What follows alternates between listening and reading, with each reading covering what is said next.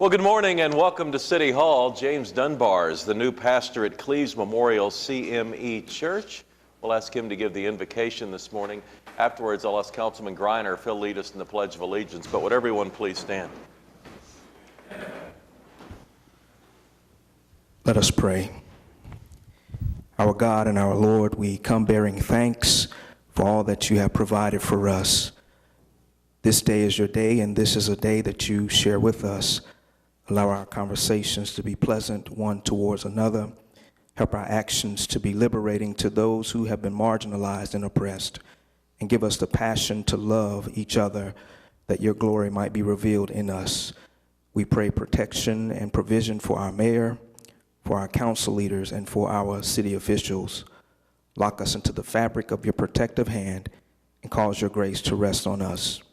Now let your thoughts be our thoughts. Let your will be our will. Let your way be our way, so that heaven might reveal earth's treasure. It's in your name we give glory and honor. Amen. Please join me in the Pledge of Allegiance.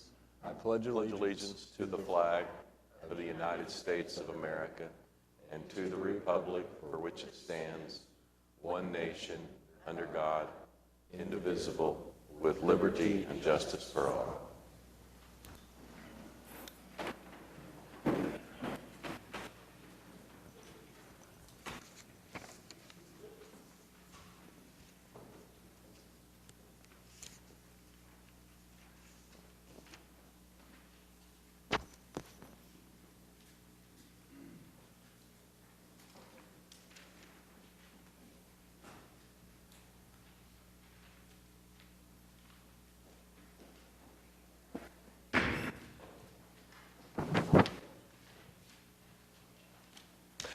We are so proud of our Parks Department. They are doing some incredible projects and are now going to be acknowledged for some of their work. I'll ask Mark Bates, our forester, to come up. And Doug, you want to come up forward? Neil, why don't you come on up too? And Jennifer can grab some pictures from the side. You may remember Mark. He's been in here before, but Mark is I call him our resident tree guy. I mean, if we have any issue on a tree, Mark's the guy we bring in to consult with, and through the years he's helped us on a lot of projects, and he's coming in today to thank us. I'm going to hand the microphone to him. Well, thank you, Mayor. I'm not as talented as a speaker as you are, so I had to write a few things down for today, but it is great to be here today. After all, it's Arbor Week in Oklahoma, so happy Arbor Week, everybody. Arbor Week, or Arbor Day, has been going on across the country long before Oklahoma became a state. It began in Nebraska in the 1870s. It became important in Oklahoma when the 1903 territorial legislature saw the power that trees had on a prairie state. And so they first began officially recognizing Arbor Day in Oklahoma in 1903. It was more important than for just one day. So in the mid-1980s, our legislature, our state legislature, then began recognizing the last full week in Oklahoma as Arbor Week. And so we're here celebrating Arbor Week. And part of the thing that we do is to encourage citizens to go out and plant trees for all the many great things that we do get from trees across the state. One thing that we've realized and that you've understood here is that the power that trees play beyond beautification. They enhance our natural systems. They clean our air. They clean our water. They improve our property values. All these things trees provide us way beyond beautification. And Oklahoma City is truly one of the leaders in this. I mean, just look what Oklahoma City has been doing over the last several years. You look at the 180 project with all the downtown revitalization of the streets. And an important part of that was a street tree planting to revitalize all those street trees that had been planted some time ago. And it's great to see that they actually use some state-of-the-art technology that's out there to ensure that those trees are going to be around for many years to come. It's amazing to see that. Then we see, of course, with the river, we see all the Bricktown. We see the core-to-shore project that's getting ready to happen. All these things are happening, and trees are playing a major part of all that revitalization effort. One of the things that, under the new leadership of the Park Department, that I'm just delighted to see is that for the first time in Oklahoma City's history, they are doing a 100% street tree inventory. And that's through a generous contribution of the Oklahoma City Community Foundation and Oklahoma Forestry Services that's providing this gift to the Oklahoma City. So for the first time, they're going to have GPS coordinates of all the trees in all the city parks, and they're going to have a condition class, and they're going to be in the best position ever to care for that resource, that asset that we have.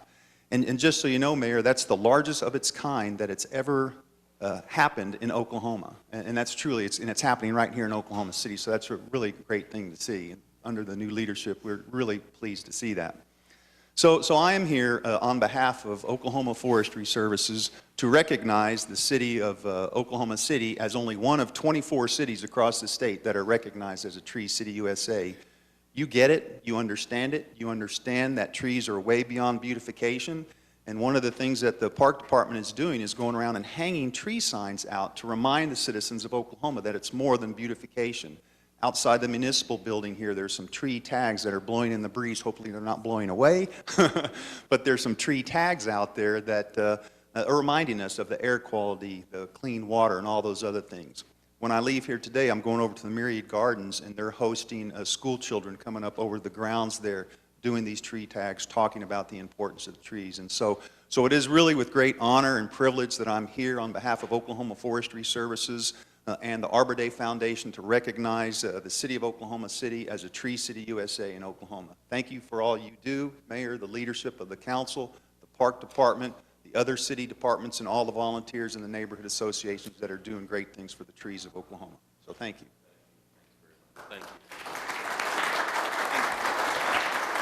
Part of the thing that we have is, if you wanted to show the Tree City USA flag.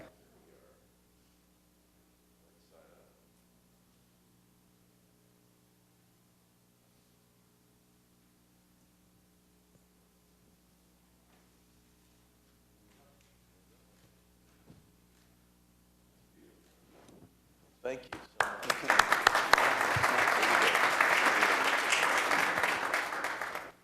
Assuming you can find a spot for that? Yes, sir. Okay. Appreciate it. Thank you. And while we're accepting this award on behalf of the Parks Department, should also point out, last night we had a ribbon cutting at Will Rogers Park for the new tennis center. We have, through some wonderful philanthropy and some matching council dollars, opened up new indoor tennis courts. They have announced the First Serve program, serving underprivileged kids with opportunities to get involved in the sport of tennis. And so a lot of great things are happening in our Parks Department.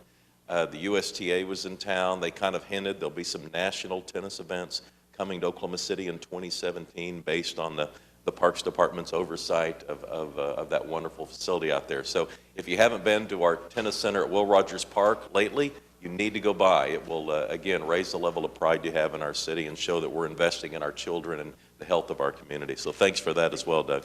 And thanks once again, and happy Arbor Day. Yeah, you do. All right.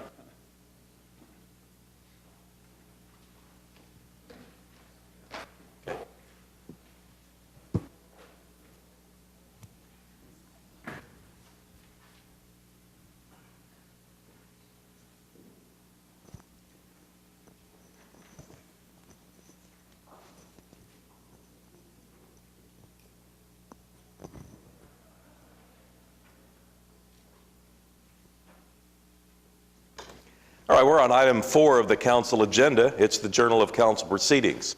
4A is to receive the journal for March 15th, and 4B is to approve the journal for March 8th. Any comments or questions on the journal? All right, cast your votes. It passes unanimously.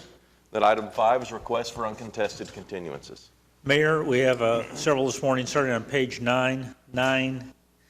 Item 8H, it's a contract for wastewater operations, and that's on the concurrence docket, and it should have been on the consent docket, so we're going to strike that and bring that back next week on the consent docket. Moving to page 11, under item 9C1, item E 3125, North McKinley, we ask that that be stricken, the owner secured. Item N 2421, Southwest 49th Street, we ask that that be stricken, the owner has secured.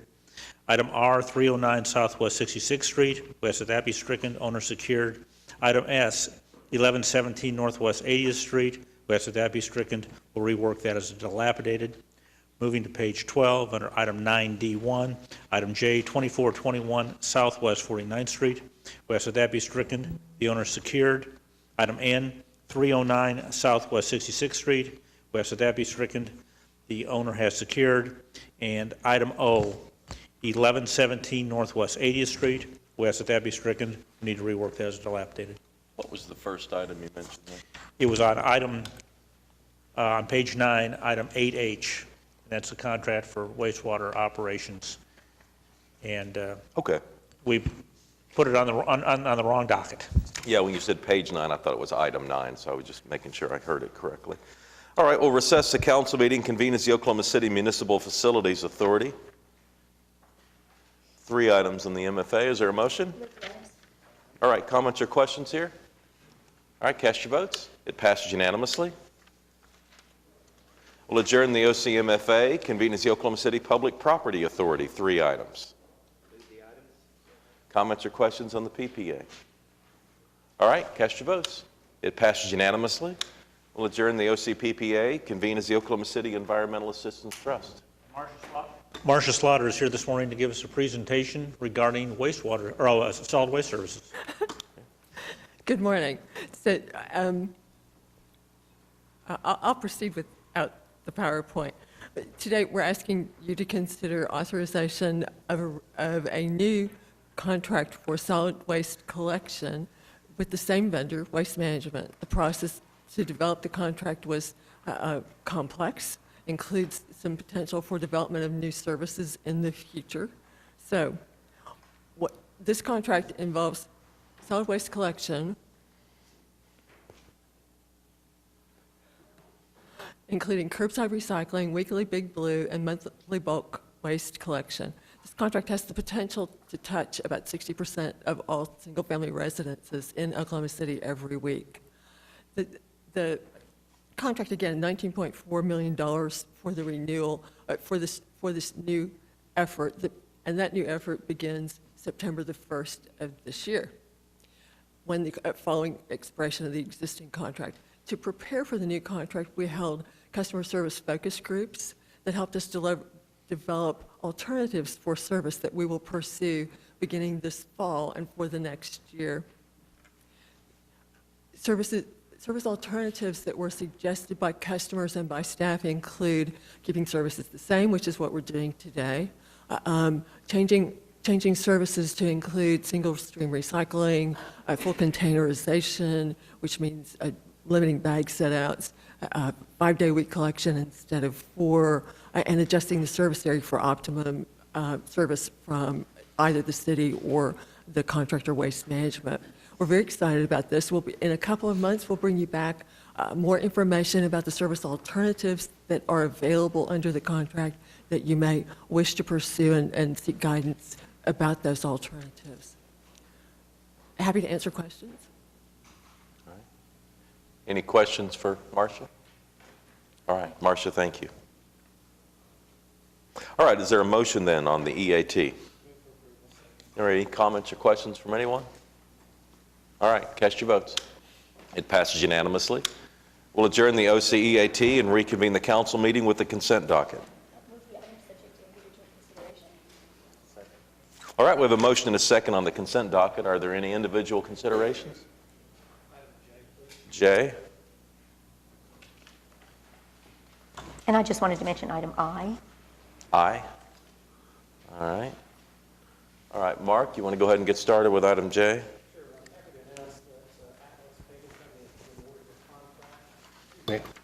Atlas Paving has been awarded a contract for those Ward 8 residents that travel far north Pennsylvania Avenue. From 192nd Street to the city limits, we'll be widening that road at a cost of $1,317,000. We are very excited about that project. All right, and Meg, you wanted to mention item I? Thank you, Mayor. I just wanted to recognize this is a funding agreement with some of our community development block grant funds to rehab the couple of buildings out at the care center, which is just an incredibly important facility that provides such needed services for children referred by DHS, and a project that's very much needed. 5 buildings out there that need to be brought up to standard. Okay. Any other comments or questions on the consent docket? Ready to vote? All right, cast your votes. It passes unanimously.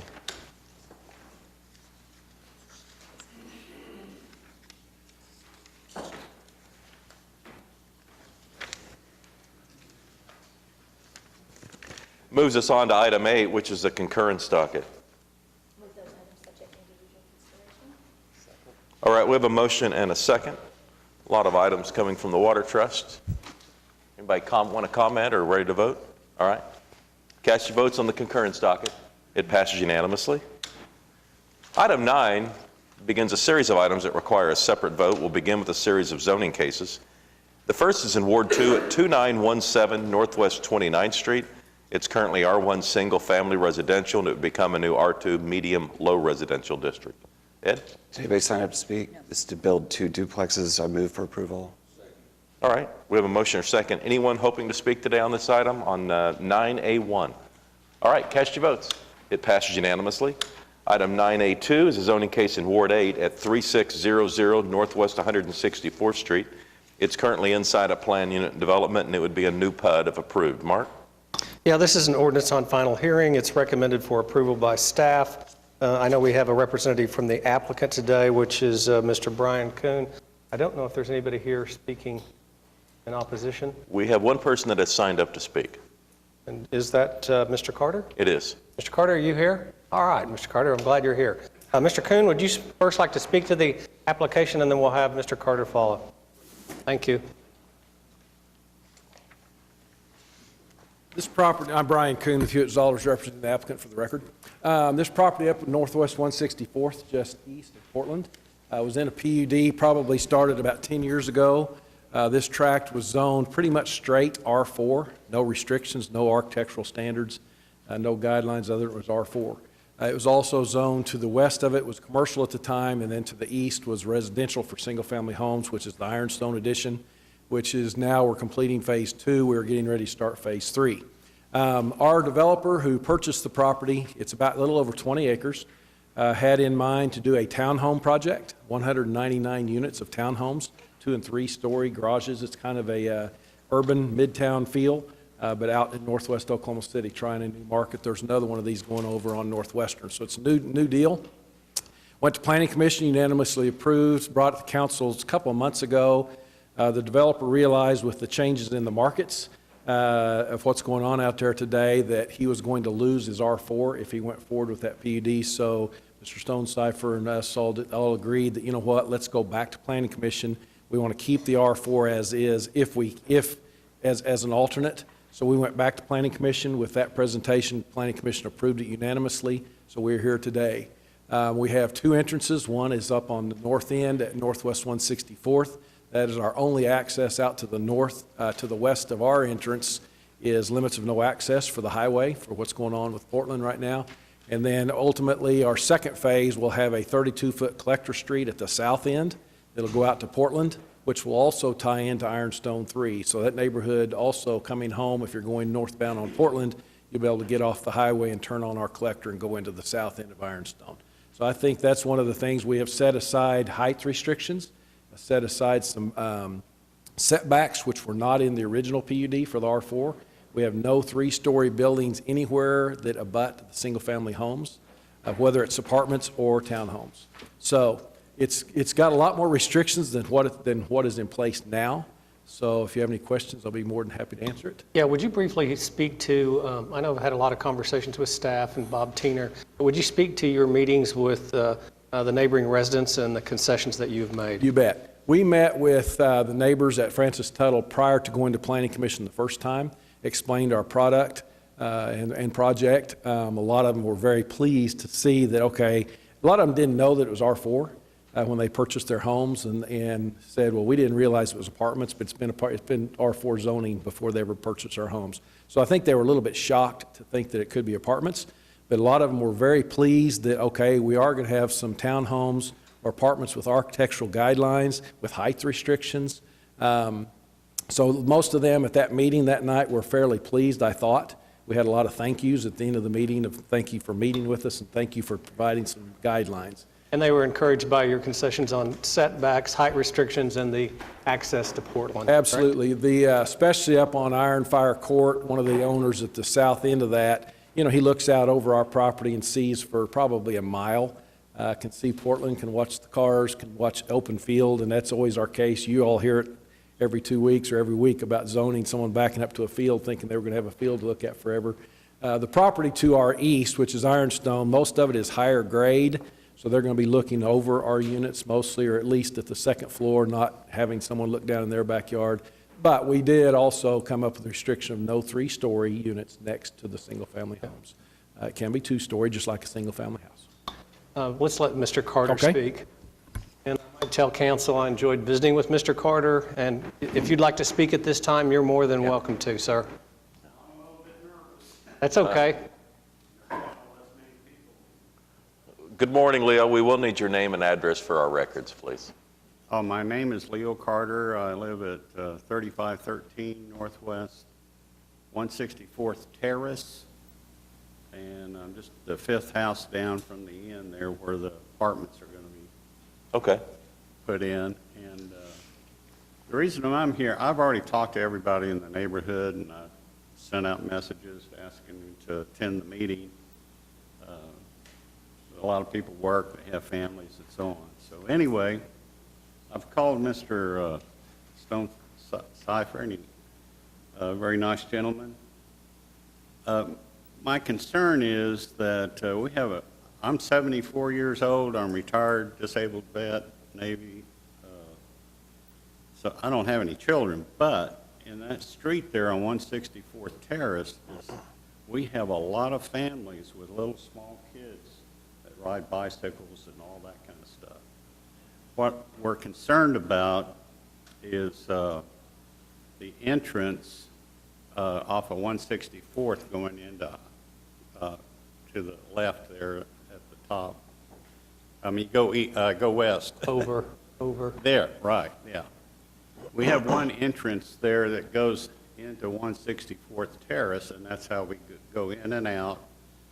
And we understand is that's going to be the enter and exit for the apartments. And we were asking if it's possible that they could have their own entrance and exit to 164th, where it doesn't interfere with our exit. And it's just, if something happened, hey, it's a lot of traffic, they get stopped up, well, we think they're just going to come down 164th Terrace and go out the other exit. So with all those kids, I was wondering if they could have a separate exit there on 164th to not interfere with the car enter and exit. That's all I'm asking. Okay. Plain, simple question, request. I'm just a regular guy, We appreciate you coming down. So, I really enjoyed visiting with you, and I appreciate you coming down today. thank you very much, sir. Yes. And I want to thank Marsha Clark for showing up here this morning. Yeah. Mr. Kuhn, can you respond to that?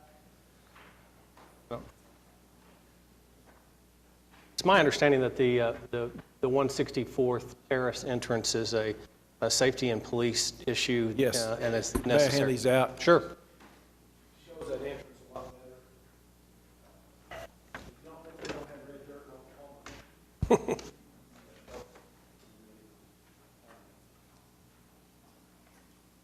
As you look at those pictures, that entrance was not included with that plat. It was an easement dedication. But as you see how it was built, it was a boulevard entrance, which was meant for a secondary access for Ironstone. As you can see, it ties into Northwest 164th. You keep going south into our property, and then ultimately you'll be able to go west into the commercial area. That's all the land we own. We don't own anything west of us, owned by another developer, and it's also limits of no access for what you're seeing with the construction out there. So, I told them at the meeting at Francis Tuttle, if they wanted to close Northwest 164th so we couldn't go through there, they would have the ability to do that. I can't do that in my zoning case. I can't close their public street, but if they chose to do that, they could come down or in front of the Traffic Commission and ask for that to happen. It is not their main entrance. Their main entrance is at Ironstone Drive. It's a secondary entrance. But it's our only access point to the north. It's all we have going north. And it was constructed that way for that use. And based on my conversations with staff and Bob Teener and the fact that it is a public road and the fact that there are safety concerns, I'd move for approval of the ordinance. All right, any additional comments or questions? We're getting ready to vote on item 9A2. All right, cast your votes. It passes unanimously. Thank you. Thank you. All right, item 9A3 is a zoning case from Ward 2. The address is 4917 Northwestern Avenue. It's currently C3 Community Commercial and R1 Single Family Residential, and it would be put into a new PUD if approved. And Ed, we have a couple of people that have signed up to speak. If I could just give an introduction before they speak. What I'd like to discuss and vote on first is the possibility of having this referred back to Planning Commission and/or, at a minimum, a delay of 2 weeks in order for us to have a meeting with the neighborhoods to decide, to get feedback from the neighborhoods as to what amendment would like to be proposed to this PUD. It's unprecedented that you have myself, the Planning Commissioner, the Traffic Commissioner, neighborhood leaders, some of whom are here today, all asking for this continuance. And I'd ask the council to please consider that, the uniformity of that request. We continued this for 2 weeks. The Planning Commissioner, Traffic Commissioner, and myself were all out of town during essentially all of that 2 weeks, and we had some material changes where we had some language brought forth from the developer that wasn't there at the time of the Planning Commission consideration or even 2 weeks ago. I want to make clear that there's no problem with the development. I love this development, and so do the neighborhoods and everybody involved. And nobody loves it more than me, having commercial, residential on top of commercial. So there's no problem with the development whatsoever. The question is, what happens if the development never transpires? And what are the implications for the surrounding neighborhoods down Western Avenue in Douglas Edgemere, Helm Farm, and Crown Heights? I guess I'd also ask the council to consider there really is no urgency to the matter. The Planning Commission approved this under the assumption that the development was imminent. What's become clear since then, I met with the developer and the attorney, with Kenny Jordan and Bob Teener after the last meeting. The developer has not met with any bank. There's no financing. There hasn't even been discussions about financing yet. There will be a need for additional investors, and no additional investors have been even approached, much less have discussions at this time. You'll need to find a place to move the dry cleaning plant, and that has not been secured. Any one of those three could make the development not occur and certainly would result in a delay. The developer told us in our meeting that it would be a minimum of 2 years before this began. The developer told the Traffic Commissioner in a conversation last week that it would be a minimum of 5 years before it began. And that's written in the letter that I think has been placed on all your desks here. So if we're talking about a minimum of 5 years, the Planning Commission never would have approved it if they knew that we're talking about 5 years before beginning. They oftentimes reject that. People come to them trying to put a PUD or things on land that they're planning to sell to increase its value. They send them away. The Planning Commission would have never approved this if they knew that we were talking about such a delay. So the development is not imminent. It's years away.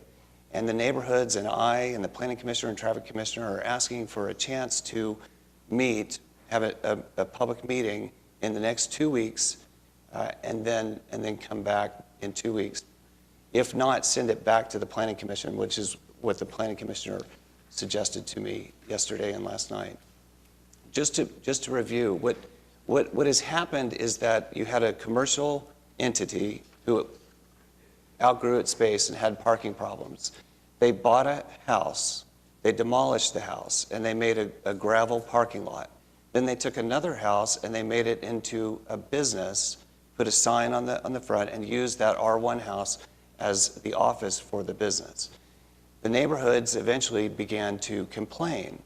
I don't know if the council's aware of this, but we write about 25 to 35,000 citations a year for people parking on grass or gravel parking lots.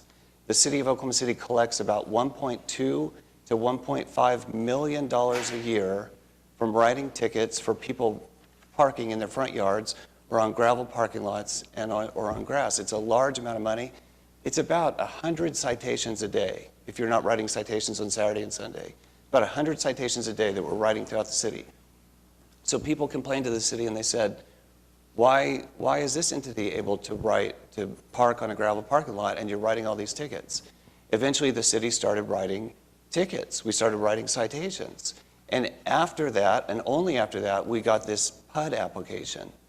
And so the question is this PUD application, is it really going to happen, or is the PUD application process being used as a vehicle to make code violations go away? When I met with the developer and their attorney, with Kenny and Bob Teener, I suggested, well, how about if we approve the development, but if the development doesn't occur, you agree that you won't use the house as an office and the gravel parking lot as a parking lot. You can park on the street, and you just don't do what would be unlawful behavior today or in any other part of the city. And the applicant said, I absolutely cannot agree to that. That told me that this is really about more than just the development. It's about making the code violations go away.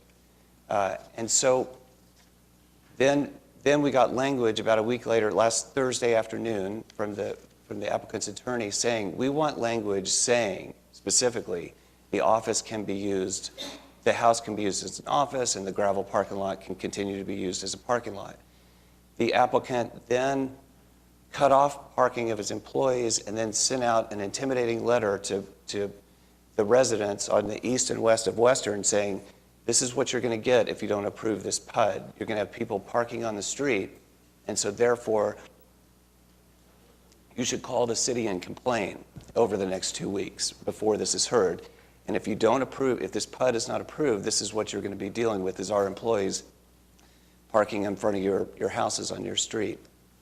So I asked the neighborhoods when I got back in town in the last 48 hours, what would you have us do as an amendment? Would you rather us say, if the development never occurs, because one thing you can't do, I guess, is you can't have a sunset.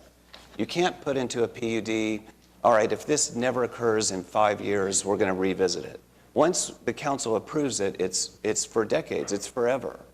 And so I asked the neighborhoods, would you rather us say, if this never occurs in, say, 6 months, that the parking lot, the gravel parking lot has to be paved? Or would you rather us say that if it doesn't occur in 6 months, you'd rather it not be used as a parking lot and people park on the street? And they said, well, I don't know. We've never talked about that. We've never had an opportunity to discuss that as a neighborhood.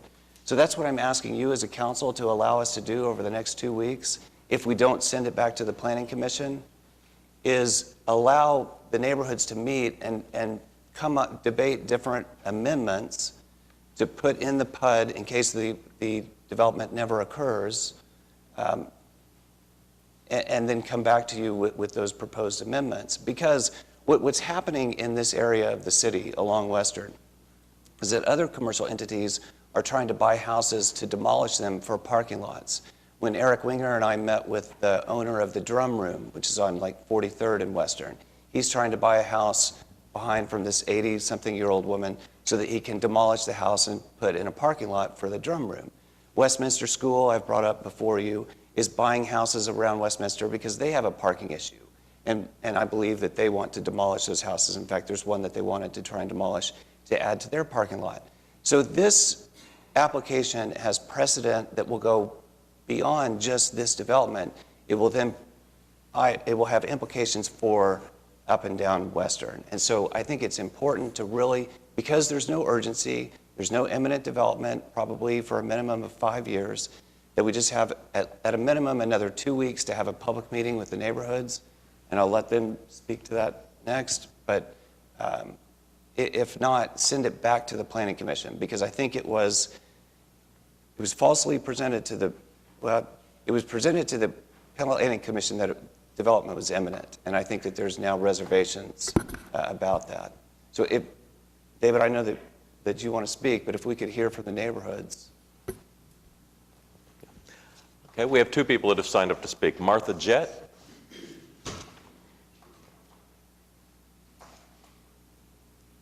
Good morning, Martha, and we will need your name and address for the record. Martha Jett, 4914 North Harvey Parkway. I am 5 blocks due east of this development, which we love. We love it. You're on 49th Street? I'm on Harvey Parkway. I'm the far east Okay. boundary of Douglas Edgemere. Okay. And as I look up at this, I see at Northwest 50th and Western vacant stamped on there, and I was a part of all that process, and it is vacant, and it's just sitting there, and now it's a construction site for streets. It's just become tragic what's happened to that piece of property, and I don't want to see that happen again. And we would all really enjoy and appreciate a 2-week continuance so that we can all come to a resolution on this. And I feel like there can be a resolution, an amicable one, if you would allow a 2-week continuance. Thank you. Okay. Do you have a proposed resolution? What are your thoughts on resolution? I'm sorry? What do you said you think we can reach a resolution. What would be your thoughts on resolution? Well, if he would like to resurface, is that what you mean? Like make a real surface on the parking lot and continue to use that house as an office? For right now, I don't think there'd be an objection to that, if that's what you mean. Rather than go ahead and pass the PUD and nothing happening, or it's starting and things getting wonky, 50th and Western's a perfect example of what can happen. And we did everything we could, and it was locked in, and it looked like it was all a go. So maybe there can be a compromise of sorts on this one. Thank you. Thank you. All right. Joelle and Aaron.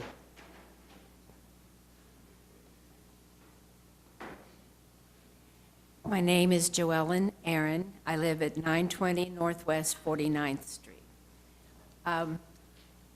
Dr. Shadid and Martha have pretty well covered what we think needs to be considered. We would like a continuance. There are several things that need to be addressed. And the concept that this project is potentially 5 years down the road is very troubling. A lot can happen. As you all know, I live almost on top of that piece of property, or that corner at 50th and Western, and Chesapeake's proposed development at that time was quite extensive. They came in and tore down almost an entire block, as well as some homes. It never happened, and here we sit down the road with a very large, empty piece of property that is being used by the city or their contractors to construct everything else along Western.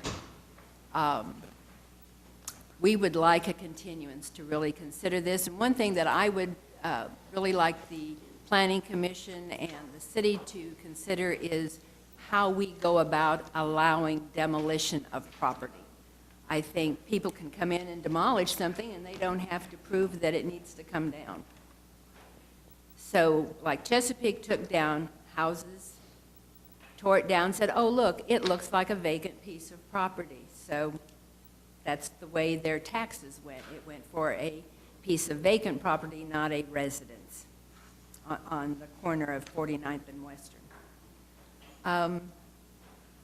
There are just a lot of implications, as I think Dr. Shadid eloquently addressed. We would really appreciate a continuance to consider how this property is going to be used, what sort of demolition is going to happen. I don't think it's going to happen anytime soon. The property immediately south of the Legacy Cleaners has in fact been improved in the last week, the last month. They have put up a really nice, rather expensive decorative fence with large decorative gates going into the property. So that tells me they don't plan on doing anything in the very near future. They have, in fact, made it look a lot nicer. So that house isn't going to come down to put in a new project. But we really would like a continuance. The neighborhood needs to consider exactly what the ramifications of demolition, financing, all of that, how much of this is really imminent. And we please ask the council to consider planning's request, Dr. Shadid's request, and our request. Thank you very much. Could I just ask a quick question? Also, ma'am, could I just ask a quick question? Because I went and drove it yesterday and drove all around the blocks. And do you really want a paved parking lot there? Where the gravel lot is, right? Do you really want an asphalt parking lot there? Right now, like I said, I think it needs to be talked about more.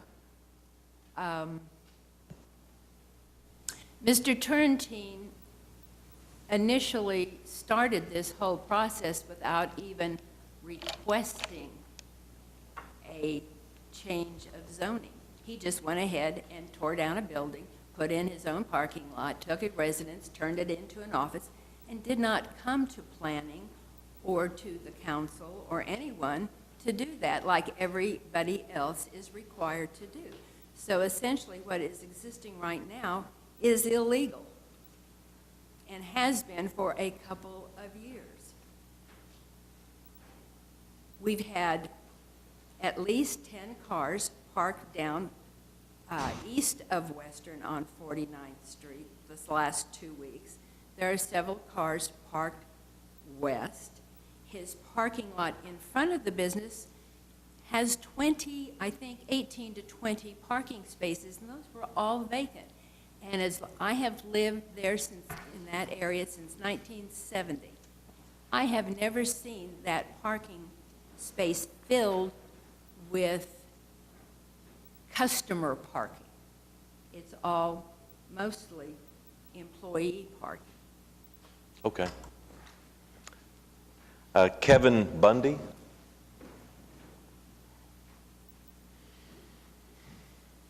Morning, Kevin, and we'll need your name and address for the record. Kevin Bundy. I live at 1144 Northwest 43rd Street. I'm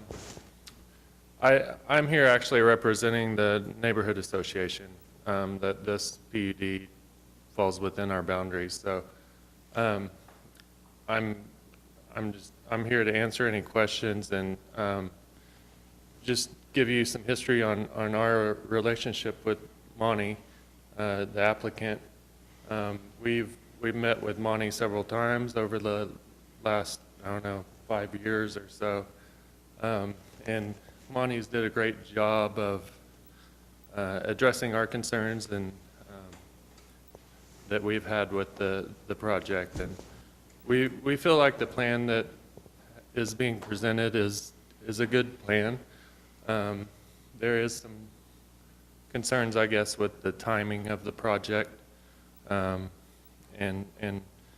maybe what's going to happen with the property in the interim between, when construction actually starts, and what that time frame might be. That's kind of a relatively new subject for us. It's something that we haven't talked about as a neighborhood association.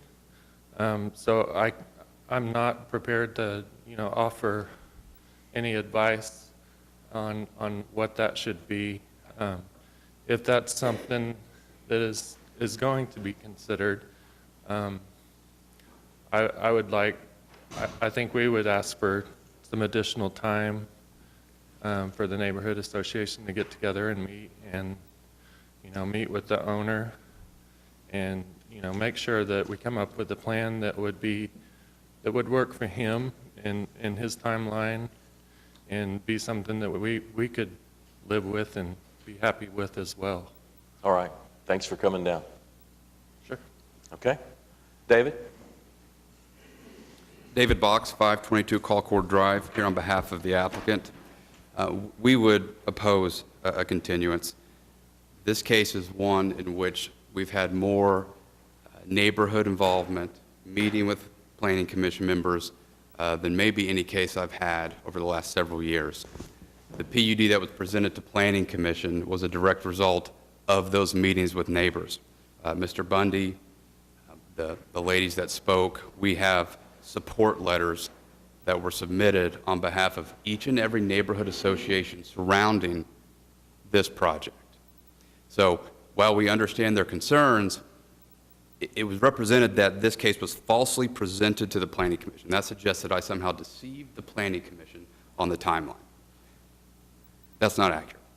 Ms. Powers, the Planning Commission member for Ward 2, and I had conversation after conversation after conversation about the timing of this. She understood that there are no guarantees, but I believe where Planning Commission and ultimately Ms. Powers came is we have to take the application on the merits of this case, not who is the developer, not when are they going to build it. I've never seen a developer have to stand up here and provide a detailed timeline of any development, because that's not an appropriate question to ask in a zoning case. The question that is to be asked in a zoning case is this an appropriate use of the land? One of the things we look to for that question is the comprehensive plan. Does it conform? This overwhelmingly conforms to the comprehensive plan. It overwhelmingly conforms to the Western Gateway plan. That's why it received unanimous approval from the Planning Commission, unanimous approval from each and every neighborhood association surrounding it. This went to Planning Commission in January. We had meeting after meeting prior to that with the neighbors. I don't see what a 2-week continuance would do. There have been no material changes. It was represented that the office house language in the PUD was added within the last 7 days. That was in the PUD in January when it went to Planning Commission. Planning Commission voted on it with that language in it, understanding that the office house would remain until such time that the first building is built within this PUD, and then it ceases to be used as an office. It must go back. Right now there's a sign on that house. I've asked my client to take that sign off. He's agreed to do so. We do have the parking lot that as of today is illegal. One of the issues with parking is we could certainly block that off, but it's a worst case scenario for the neighbors. Because what will happen is all of the employees will be forced to park along 49th and 48th Street. I would submit that that's a worst case scenario for the neighbors. We discussed that at length with Planning Commission and the neighbors. We believe it's a better scenario for the parking in the interim to be where it is. It forces the parking off street so that the neighbors can enjoy a peaceful street. So the other issue brought up is my client hasn't met with investors. He hasn't met with a bank. Well, he can't do that yet. He can't get financing for a project until he has approval for a project. If he goes to a bank to get a loan for a mixed-use development that he doesn't have legal zoning approval for, he's probably not going to get it. This is a first step in that direction, just like every other developer that comes to this council seeking approval for any sort of zoning change. So we would ask for your approval. We believe that this case has been thoroughly vetted through not only Planning Commission, but the neighbors. Additionally, the PUD is going to require other administrative approval. We're going to have to go to Traffic Commission. So there's going to be an additional level of oversight past today's hearing. And so with that, we would certainly oppose the continuance and ask for your approval. David, would you agree that a PUD, while you can't have a sunset provision, gives you the discretion to add language about what would happen if the development doesn't occur in a certain period of time? Like the neighborhood could ask for an amendment that says, if this doesn't occur in 6 months, a year, whatever, that X or Y happen with the parking lot. I mean, isn't that one of the advantages of a PUD, is that you have that kind of discretion to say what kind of uses can and cannot be on the PUD, and things like, if the development doesn't occur in this time period, this house will not be used as an office, etc. Does a PUD allow us to offer that kind of amendment? No, I believe the use of a PUD is a zoning tool. The zoning tool of a planned unit development allows a developer or an applicant to come in and alter what otherwise would be permitted in straight zoning. This case is a great example. If you look at it, a big chunk of this site is zone C3. That would allow very tall pole signs. That would allow every commercial use imaginable. So what we have here is a PUD that essentially significantly downzones this property, gets rid of signs on a go-forward basis, restricts a lot of uses that could otherwise be done today. And so it's a zoning tool to come up with unique concepts that a traditional zoning district wouldn't allow. So you don't believe that we would have the discretion to add language in an amendment that would say if the development doesn't occur in a year, the house can't be used as an office? I have never seen that in my time. Do you believe that we have the ability to do that? No, because the reason why is zoning requires notice and a public hearing, and that's no different than a sunset provision. You'd be changing the use of the land administratively at a certain date in the future without notice and an opportunity to be heard.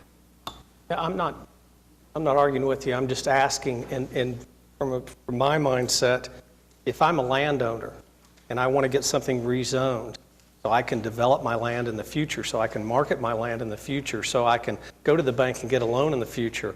To put a timeline inhibits that and hurts that, and it hurts my marketability of the property. And so I think if we start interjecting timelines, we're setting new precedent that's never been done before in my mind. And I'm just asking, not telling. Kenny, do you believe that that the neighborhood could ask for that amendment? I do, yes. Right now, the building, David was correct on the Building 7 regulations. And to be clear on this, Building 7 is the residential R1 residence that's behind the laundry and behind the parking lot. That actually is an illegal use of the R1 residence. So it's being used as a commercial office. So the existing language that was put in the PUD at the Planning Commission is that at the time any other building is constructed within the PUD, Building 7 reverts to R1 single-family residential district. So you already have a reversion there to R1. The language that's been added to the PUD since it was before council last time is the existing gravel parking lot, and the gravel parking lot is actually an unlawful use too, because it's, number one, it's on R1, and number two, it's also not paved. So the non-conforming existing gravel parking lot would be allowed to continue until such time as the parking lot shown in the master development plan is constructed. So in my view, it's really up to the council whether or not they want to adopt it the way it is, or whether or not they want to say that these uses have to revert back within a certain period of time if the development's not done. That's really the issue. If the development is never done, then these are essentially grandfathered in permanently. In those Building 7, go ahead. Well, the only thing I was going to say is I have PUDs in Ward 8 that are dating back to the 80s, and they've never reverted. And what you're telling me is that's just because there's not language in the PUDs. Correct. It's negotiable. And the Building 7 language was specifically negotiated with the neighbors. And it was after we made those additions back in January prior to Planning Commission that we finally got the Helms Farms to sign off on this PUD. Now, the language added within the last couple of weeks on the gravel parking, we had always thought that the PUD would allow that gravel parking on a go-forward basis. After meeting with staff, they didn't feel like it was clear enough, and so we added language. Immediately after I added that language, I did call Ms. Powers, the Planning Commission member, and told her. And we had a conversation about, well, yeah, we had always thought that it would make this use legal on a go-forward basis until such time that the parking proposed in the PUD was constructed. So it wasn't adding something that was different than we had all discussed for the months and months leading up to Planning Commission. It was just putting firmer language that staff felt comfortable addressed that if it were approved by council. The leadership of the neighborhoods is here before you, asking for 2 weeks. I'm tasked with representing the neighborhoods, and I can't tell you as a council what I think would be their preferred amendment, if any. Maybe they don't want. Maybe they want us to just pass this as it is. But with the new language in the last week, I can't represent them because I haven't had an opportunity to have a public meeting and get feedback from the neighborhood and asked, would you prefer they park on the street? Would you prefer we pave the parking lot? What happens if this development never occurs, which we learned in the last week is not 2 years away, but as was told from the developer to the traffic commissioner, a minimum of 5 years away. I don't think I'm unclear on the changes that have been made since the last deferral. Can you go over that again in language that I'd understand? Yes. I added one section to the PUD since the last meeting. It's on page 7, and it's section 8.1.5, and it deals with the existing gravel parking lot. And all I did was put in language that the existing gravel parking lot will become a legally non-conforming use until such time that the parking proposed in the development is constructed. That is the understanding that we all had as we were working through the Planning Commission process. Mr. Teener didn't feel like it was appropriately addressed in specifics in the PUD, so I added that just to clear the air. Okay. And again, I called Ms. Powers, and she was like me. She had thought, because we had talked about it at length, that it was already going to be that way. We just cleared it up. Okay. What it effectively does is say that if the development never occurs, you're giving legally non-conforming status to a gravel parking lot while we're going around the area writing citations for people parking on gravel or on grass. And there is a risk, I would think, that you're treating one segment of the population different than another segment of the population. When we're saying to all the residents in Oklahoma City, you can't park on gravel, you can't park on grass, we're writing 100 citations a day and collecting $1.2 to $1.5 million a year, and then we're specifically adding language that gives legally non-conforming status to a gravel parking lot and using a house as an office in a situation where the applicant just tore down a house and didn't, without a permit, and did it illegally. Well, So, yes. the house wasn't torn down illegally. This is not a HP designated area, so there's nothing illegal about the demolition of the house. Okay. You have to have a permit to demolish a house? But he went through the proper process. It's not HP, so you don't have to have some sort of special approval to demolish a single-family structure. Do you have to have a permit? I'm not sure. But to say it was an illegal tear down, Do you have to have a permit to tear down a house? So one of the amendments proposed by the councilman last Friday to us was pave the parking within 180 days. My client is willing to pave it within 6 months, if that's the will of the council. Excuse me. Yeah, David. I think we've had sufficient reasons to consider Councilman Shadid's request for a 2-week postponement. If only he had requested that, I think that's sufficient enough, but here we've had others who requested it. Every time, at least the past several years, I felt like whenever we've had a request for continuance, we tend to get a better solution by granting that continuance. I think the fact that the parties are continuing to discuss this gives hope that they can reach a resolution that everybody is happy with. So I would support Councilman Shadid's request for 2 weeks. I understand your position, David. I do. I think you've made a strong case. I think the developers have a good situation, but the concerns raised by Councilman Shadid are valid, and I've just not heard any reasons why we could not wait for 2 weeks to fully address this. I do think you're on maybe perhaps the critical aspect of our decision, and that is, has this been properly vetted through the normal channels and through people that are directly affected? And so that in my mind, I've been listening to David say they negotiated with people all along the way. This was introduced in January. And yeah, you can always find additional people to bring into the conversation later, but it seemed like it went through normal channels. It seemed like there was discussion. David seems to imply that there were concessions made. At what point do you draw the conclusion to the conversation? I think that's what I'm trying to play out in my mind. Is this new information, or is this just an attempt to continue a conversation that could never end if you wanted to continue to engage people? I understand, Mayor, and I never got the sense that this is a stalling technique. I think as Councilman Shadid indicated, he was out of town last week. Other members of the staff were also out of town. Again, I think they're pretty close to coming to a resolution. Maybe I'm wrong on that opinion, but I would certainly support a mere 2-week extension of time. And let me address that. The neighbors that are here today are neighbors that we actively met with. They were at multiple meetings with us. In fact, their names are on support letters presented to you today. So I agree with you wholeheartedly that typically yes, but this has been through so many alterations and meetings with these very neighbors. 2 weeks doesn't, I don't think, do anything for this application. Ed, what are your thoughts on paving? And what are your thoughts or concerns about cars parking in the street as opposed to on the parking lot? Well, I can tell you what I feel. I don't know that it's nearly as important as what the neighborhood feels. I mean, I'd be opposed to, I'd say park on the street. I mean, I'd say park on the street. I mean, it's public property. That seems to create a more safety issue than anything by having all these cars parking on the streets. Are we a big league city or we're not? I mean, big league cities, you park on the street. I mean, it's just not that radical to have people park on a public street.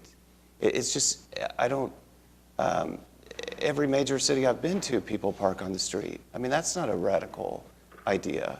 And so, but Mark, it doesn't matter ultimately what I think. It's what Helm Farm thinks and and Douglas Edgemere and Crown Heights. And so all I'm asking for is to have a public meeting with the neighborhoods, get input from them, and then come back and report that to you in 2 weeks.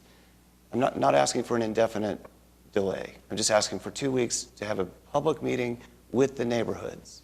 And I really can't understand why the applicant would be opposed to that when he's espousing all of the work and he's had with the neighborhoods. Why not allow them what they're coming to the council and asking for, which is one more public meeting where we vet these issues and ask specifically, what do we do about the parking? What does the neighborhood want? Should we pave the parking lot? Should we park on the street? Should we allow them to continue to use that house as an office? What does that mean for the rest of Helm Farm? And then come back to the council in 2 weeks. And if everybody wasn't out of town the last 2 weeks, I think it would have already been done. But I'm just asking for 2 weeks. I'm not trying to stall this out forever. 2 weeks and that's it. James, do you want to say something? I can understand wanting a deferral. I'm going to vote against the deferral for the simple reason that I think all this stuff should have already been worked out. And I think it deserves an up or down vote now. Okay. Larry, do you want to say something? Yeah, when this was deferred 2 weeks ago, everybody knew what their schedules were at that time. I think there's something else at play here which I can't put my finger on, and I think we just ought to bring it to a conclusion and vote it. So I'm against the deferral, and let's vote the zoning application the way it appears. Thank you, Your Honor. I would point out that I knew the schedule, and that's why I asked for a 4-week deferral, and that wasn't granted. So then the 2 week is what we took. But I knew the schedule, and that's why I asked for 4 weeks at the time, so that we could meet with the neighborhoods. I think we have a woman who wants to speak. She's standing up and nobody else is standing up, so I'm guessing she has something to say. We'll need your name and address for the record. Martha Jett, 4914 North Harvey Parkway. Okay, I have a question. If this passes today, does that mean the illegalities in this situation just poof, go away? Yes. Yes. So I don't think that works for me. I don't think we should be rewarding bad behavior. We're willing to work this out. But come on, you can't just push a button and say, well, too bad, so sad. This is our neighborhood. This is a wonderful project, but we've learned a lot of lessons lately on zoning. And I feel like proper channels should be gone through for that. Just how I feel. All right. Thanks for coming. You're responsible. Thank you. Well, we need a motion at some point. All right, well, I'd move for a 2-week continuance. Okay. Second. Okay, we have a motion and a second on a 2-week deferral. Ready to vote? Voting on the deferral. And the deferral fails, 4-4. Is there another motion? No, I have amendments. I mean, I think it should have been, I think if Pete were here, he would have voted for it and it would have got deferred. Well, we have a motion on the floor. Is there a second on the motion? James made a motion to approve the resolution, or to approve the zoning change? Okay, I'm going to take that as it dies for lack of a second. All right, Ed, you wanted to say something? I'm in shock. I mean, Pete, I think he's talked to city manager. This is unprecedented, what has just transpired. Pete talks about kind of I don't want to personalize it, but a pre-Shadid and a post-Shadid set of decorum for the city council. That before 5 years ago, if a city councilor asked for a deferral, it was basically a done deal. There was no discussion. Now you've got the city councilor, the planning commissioner, the traffic commissioner, and neighborhood leaders all asking for a 2-week continuance, and we can't get it. I mean, it's very sad to me. It also induces fear in me that we would begin to act like the children in the legislature. I mean, that we are so proud of our civility toward one another. But we have learned in the last week, through the words of the developer himself, who has not been contested here, that it's not 2 years away, that this is a minimum of 5 years away. We have plenty of time. There is no urgency here. The developer himself told the traffic commissioner, I'm not going to start this for a minimum of 5 years.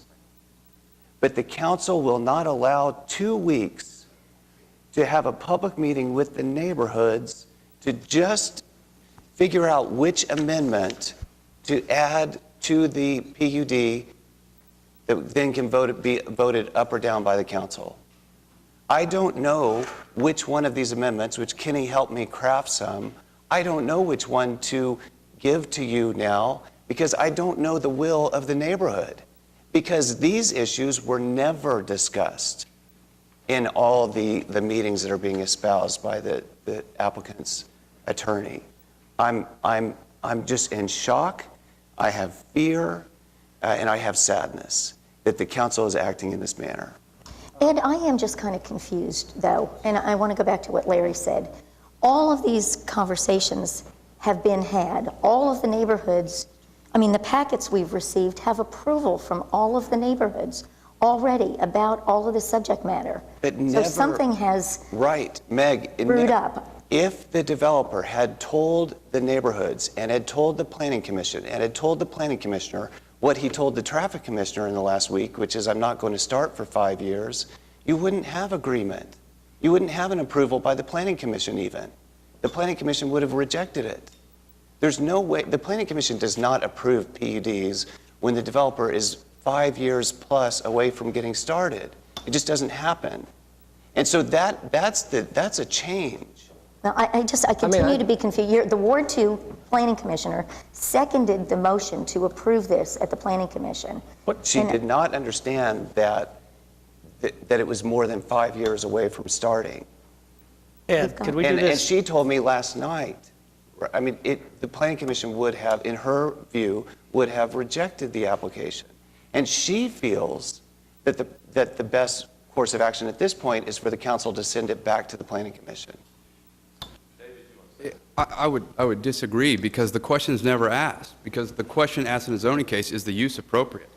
We don't get into discussions at planning commission on what's your timeline for development as if that were some sort of benchmark as to whether or not they would recommend approval on a zoning case or not. So David, let me ask you this. What would stop, let's say that somebody engages in illegal behavior and they tear down a house, put a parking lot or whatever. What would stop anyone who's now getting citations from the city that are costing them money and who is in legal jeopardy from then coming up with a pie-in-the-sky PUD, paying the $1,800 application, having beautiful schematics of what they're going to do, go through the planning commission, and then never do it, and therefore use it as a vehicle to make their code violations go away? What would ever stop someone from just, if we approve this, from just coming up with whatever, because we don't know if a bank would approve this. We don't know if we've got financing. We don't know if we have investors. We don't know if there's a place to move the plant. So what would stop anyone who's engaged in illegal, unlawful behavior and is getting citations from the city from just coming up with a PUD and saying, I'm going to build a 4-story mixed-use development. It's going to be great for the neighborhood. I would argue that any zoning change does that. Any zoning change it causes things to go from unconformity to conformity. So any of these zoning changes that we look at is making things that were previously illegal now legal. And that's often the case where somebody will have a property that they acquired and perhaps it was illegal, and they'll rezone it to make it legal.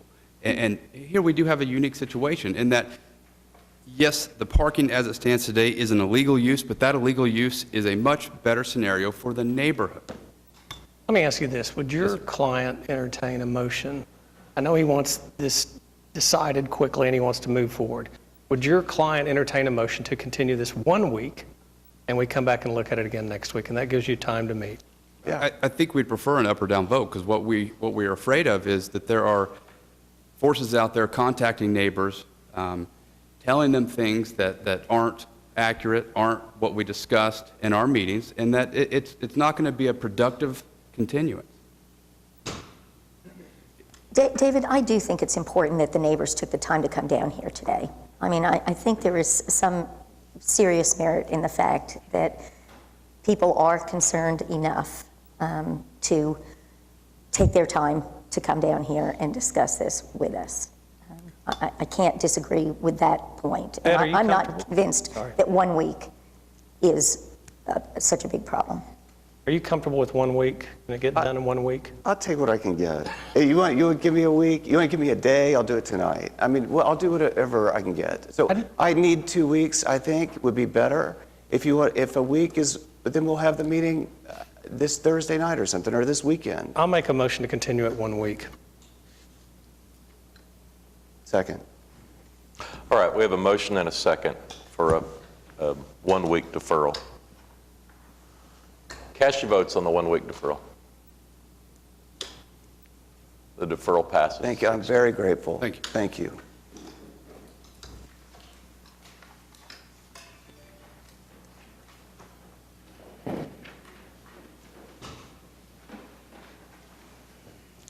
All right, item 9A4 is a zoning case in Ward 6 at 1313 Northwestern Avenue. It's currently C4 General Commercial and R3 Medium Density, and it would become a new SPUD if approved. Meg? Yeah, thank you, Mayor. Has anybody signed up, Francis, to speak about this? This is a really exciting neighborhood. This project is at 1313 Northwestern, and I hate to say that there were some houses torn down in order to create a vacant lot that an actually exciting development is going to come on. 3 stories with a potential roof. It's really right at the corner of Western and Chartel. And there's a move afoot to create a brand new district called the Makers District. Our friends, the Bewleys, that do the beautiful glass work, are along the street there. And there are lots of folks that do arts and crafts and manufacturing. And this is just a piece of that. There's a very interesting brick alley to the east of this, or to the south of this property, that with the TEs, they've agreed to keep that alley in place, and I believe they've agreed to all the TEs. Staff, they've agreed to all the TEs? Okay, great. Well, I would move approval of this project. All right, we have a motion and a second. Any comments or questions on item 9A4? All right, cast your votes. Passes unanimously. Item 9A5 is a zoning case in Ward 7 at 10301 North Midwest City Boulevard. It's currently AA agricultural, and it'd be all put into a new SPUD. John? All right, thank you, Mr. Mayor. Madam Clerk, has anyone signed up to speak? We did have some protests to this application. The Planning Commission did approve, and what this is for the purpose to divide a existing 5-acre lot into 2.5 acres lot with a single-family residence on each. Again, the Planning Commission did approve, seeing that there is no protest. No protests here, but we did have 4 legal protests. Is anyone here to speak on this particular item? Yes.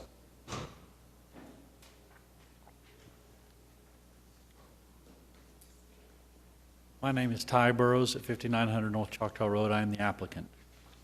I was here to answer any questions, not protest. All right. I move for approval. All right, we're voting on item 9A5. Any else want to comment on this item? Cast your votes.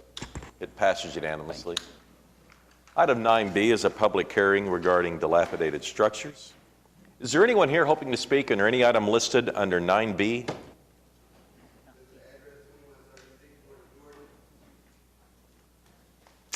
I'm not seeing that one. No, that's coming up here, though, momentarily.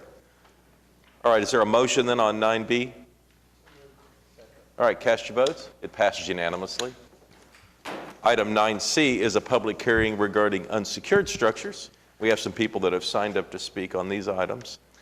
Christopher Kirk? King. Well, come on up hold on. We'll need your name and address for the record, please. Christopher King, 2136 North Jordan. Okay. And let's see, 2136, that's in Ward 7. Yes. All right. We're looking at pictures of it now. Yeah, I have before and after as well. And you're the owner of the property? My mother is. Okay.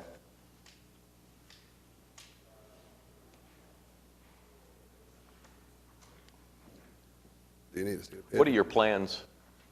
We're trying to rebuild, actually. She's been having this house. It's been in the family since she was born, and she doesn't want to get rid of it. And that's what I want to do for her, is rebuild it.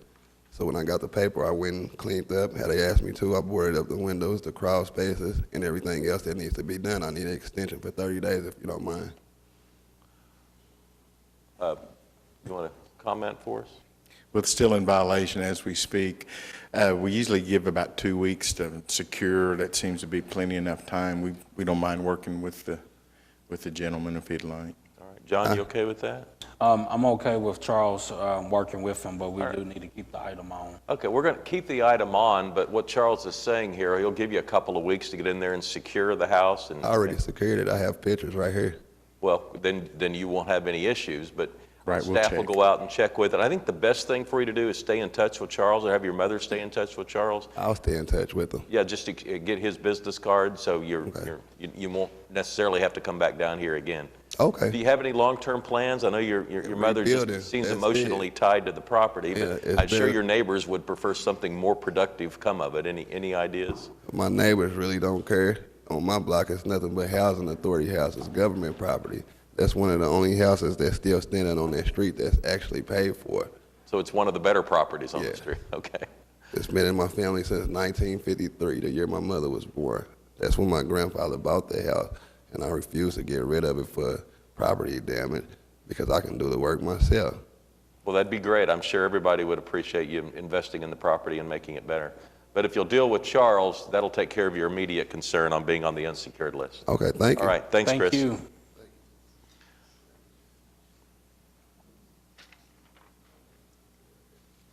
All right, David, come back up. Let's see, we have item 9C1 and 2, and you're representing a property owner? Yes, I represent Mr. Tannenbaum, who owns the old Lincoln Plaza Hotel.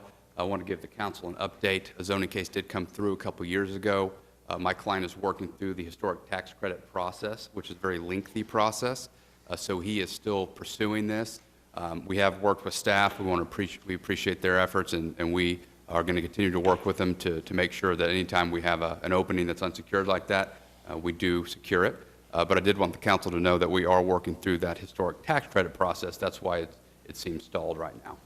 Okay. The immediate concern seems to be that it's unsecured. Charles, am I right about that? Yes, that's correct. We've worked with them, and they have a plan to get it secured, and we can work with them still.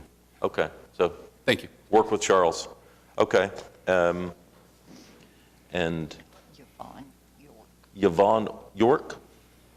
Yes, please come up. Your note indicates you have a property at 3101 North May. That's right. Okay. I believe that we have everything finished except the south door. It's going to take a week or so to decide what and how we can do this. If we board it, we'll only have one entrance to move stuff in and out, and that's on an incline.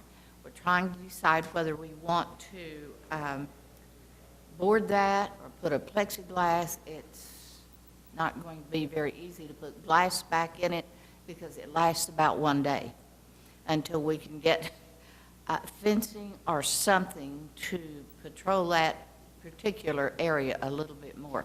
It's very, very bad right through there.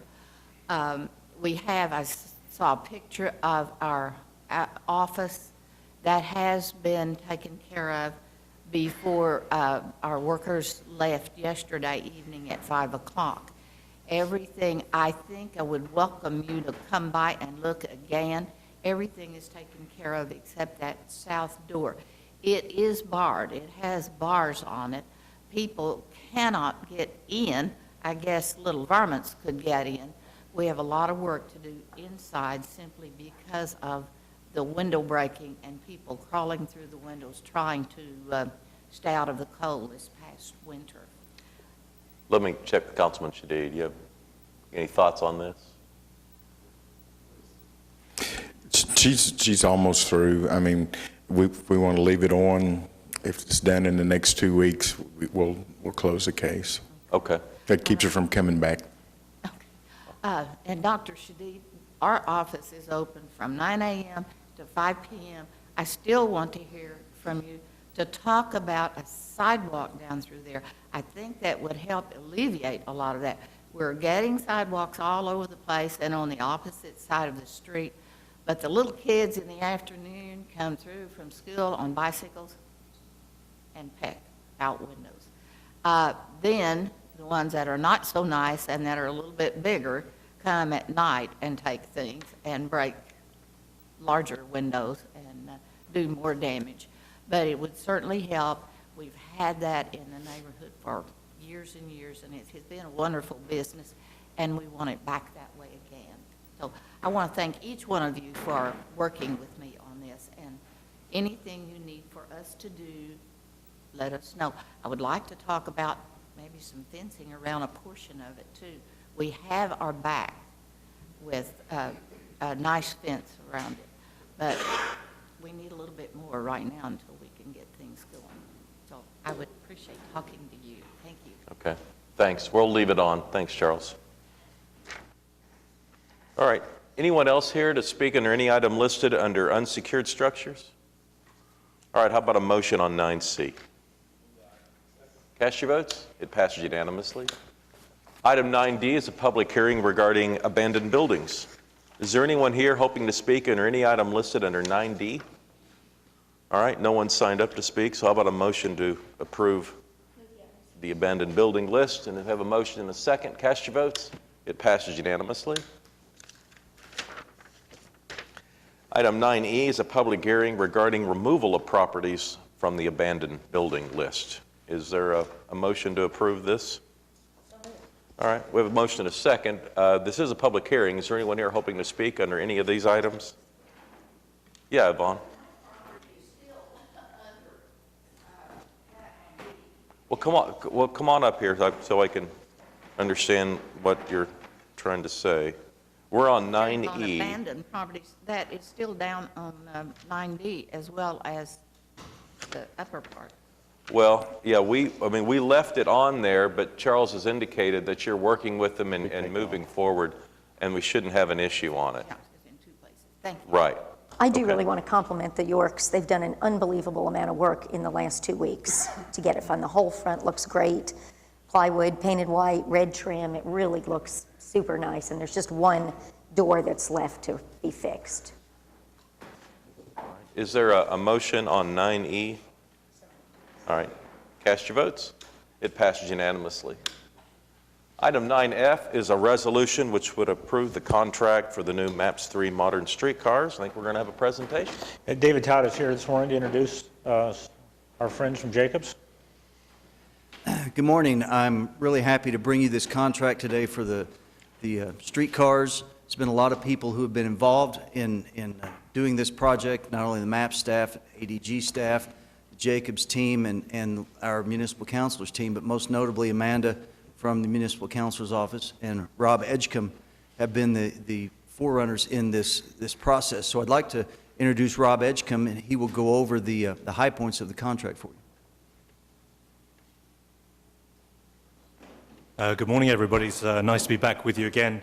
So there are a number of things that I want to go through this morning on the presentation to bring you up to speed where we are with the proposed contract with Brookville. So what I want to do is I'll run through what proposal we originally received from Brookville at the beginning of the RFP process, what negotiations we've been going through since we got approval to negotiate with them from yourselves, a little explanation about where we are with spare parts on the proposed contract, some of the current experiences that there have been with the vehicle that we are looking to acquire, excuse me, this time, a brief discussion on the schedule of the contract, and then also what we'll do with regard to options.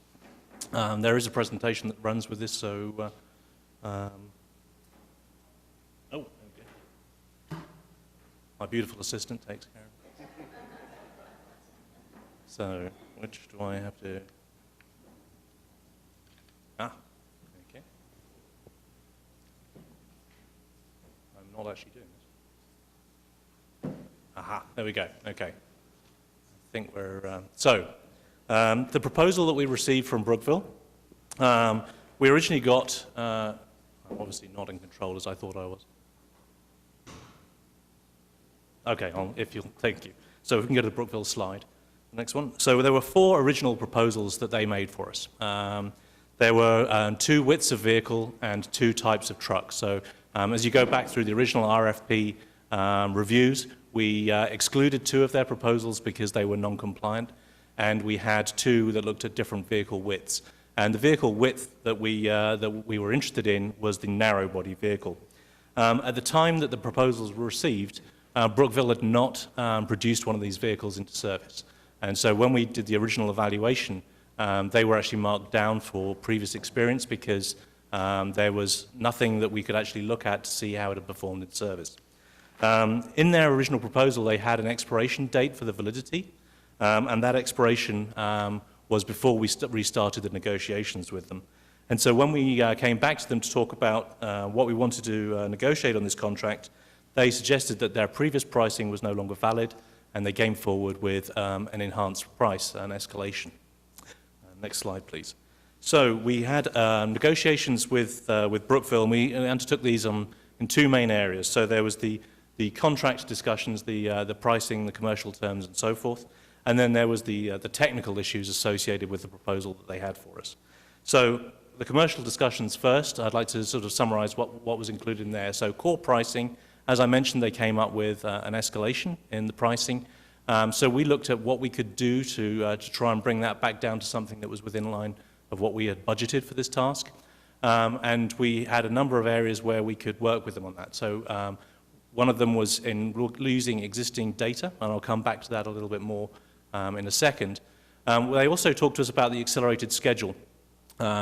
So they have a proposal for us that actually delivers these vehicles a lot more quickly than we originally expected. I'll talk again about schedule in a second, but you may recall from some of my previous presentations to you, schedule was an area of significant concern we had on this project based on experience with other streetcar builders in the past. We also looked at revising the payment profile based on the status of the development of their vehicle and the various activities that we needed to go through for design review and so forth. We could revise the payment profile to more suit the way they're going to carry out the project, which allowed us to get some pricing benefit from that. The existing data was an important element of price reduction for us. When we wrote the RFP, we talked a lot about the things that we needed to do to demonstrate compliance with the vehicle so that it would meet the needs of the city. A lot of those activities were based on a new vehicle being designed. Because we're using existing data that they've already done testing with on these vehicles in other cities, that allows us to simplify some of the process and allows us to take cost out of the program. And then warranty support was another area where we work with them. So we've come out with a tailored approach to warranty support. We have a 2-year warranty on the vehicles, but what we anticipate is that there'll be far more intensive warranty support early in the program and as we get into later stages of the warranty, we can tone down their level of involvement. They'll still support the vehicles, but we think that we can reduce some costs that way as well. So it allows us to take some of the costs back out of the program again. Next slide, please. On the technical discussions, one of the most important issues that we had to cover was the off-wire performance. When I've talked with you before about off-wire capabilities of the vehicle, in the context of the previous bidder, we'd looked at what sections of the route could be off-wire and which would be on-wire. Because we were going to a new vehicle, different manufacturer, we had to validate whether their vehicle had the capabilities to meet what we'd previously anticipated, and it does. Obviously, we've also been through the process of realigning the route to deal with the convention center, and so we have an ongoing process with them to look at how the off-wire performance will work in that new alignment, but we believe that the capabilities of the vehicle will meet all of our expectations going forward. We also included in the specifications some elements about modeling of the vehicle versus how we will actually test it in service. So we have included in the technical specification a series of performance parameters. And this has proved to be a lot more useful early than we expected it to be. The reason that we've done it this way is that when any changes are made to the alignment, it doesn't change the contract with the car builder. What we're looking for them to do is to give us a vehicle that performs in accordance with a number of parameters that we've identified. We know those parameters can then be modeled, and we can use that modeling to determine whether the vehicle will fit with any alignment changes that we've made. So if we go with more off-wire or more on-wire, we understand how the vehicle will perform. The car builder's responsibility is to make sure it meets those key performance parameters. So this change of alignment, for example, to the convention center is something we can accommodate without having to change the contract with the car builder. So it's been very useful to us. The design review process has been compressed. We have a preliminary design review and we have a final design review. Normally, in a preliminary design review, we will be getting data from the manufacturer telling us about how they intend to be compliant, what their design is going to be like, and then when you get to final design review, you're into more detail about that.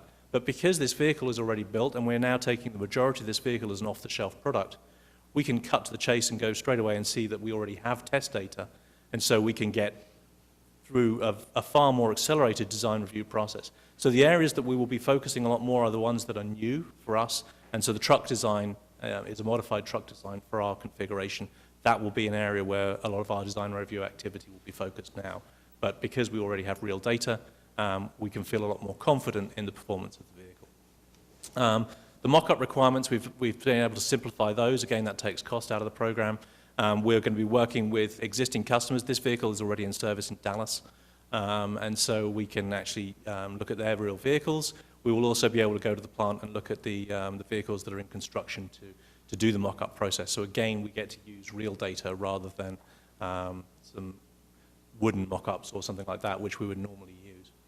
I'm unclear. What you're saying is you already have real data on the cars that were delivered to Dallas? Yes. And can you tell me, as far as the Dallas vehicles, do they have a similar warranty as to what we will have? And have they had warranty issues since delivery? They have. I mean, I will be coming onto the current performance in a little bit, but if I don't cover that properly, then give me a poke and I will make sure I do so. Thank you. So the vehicle charging configuration is something else that we have been working closely with them.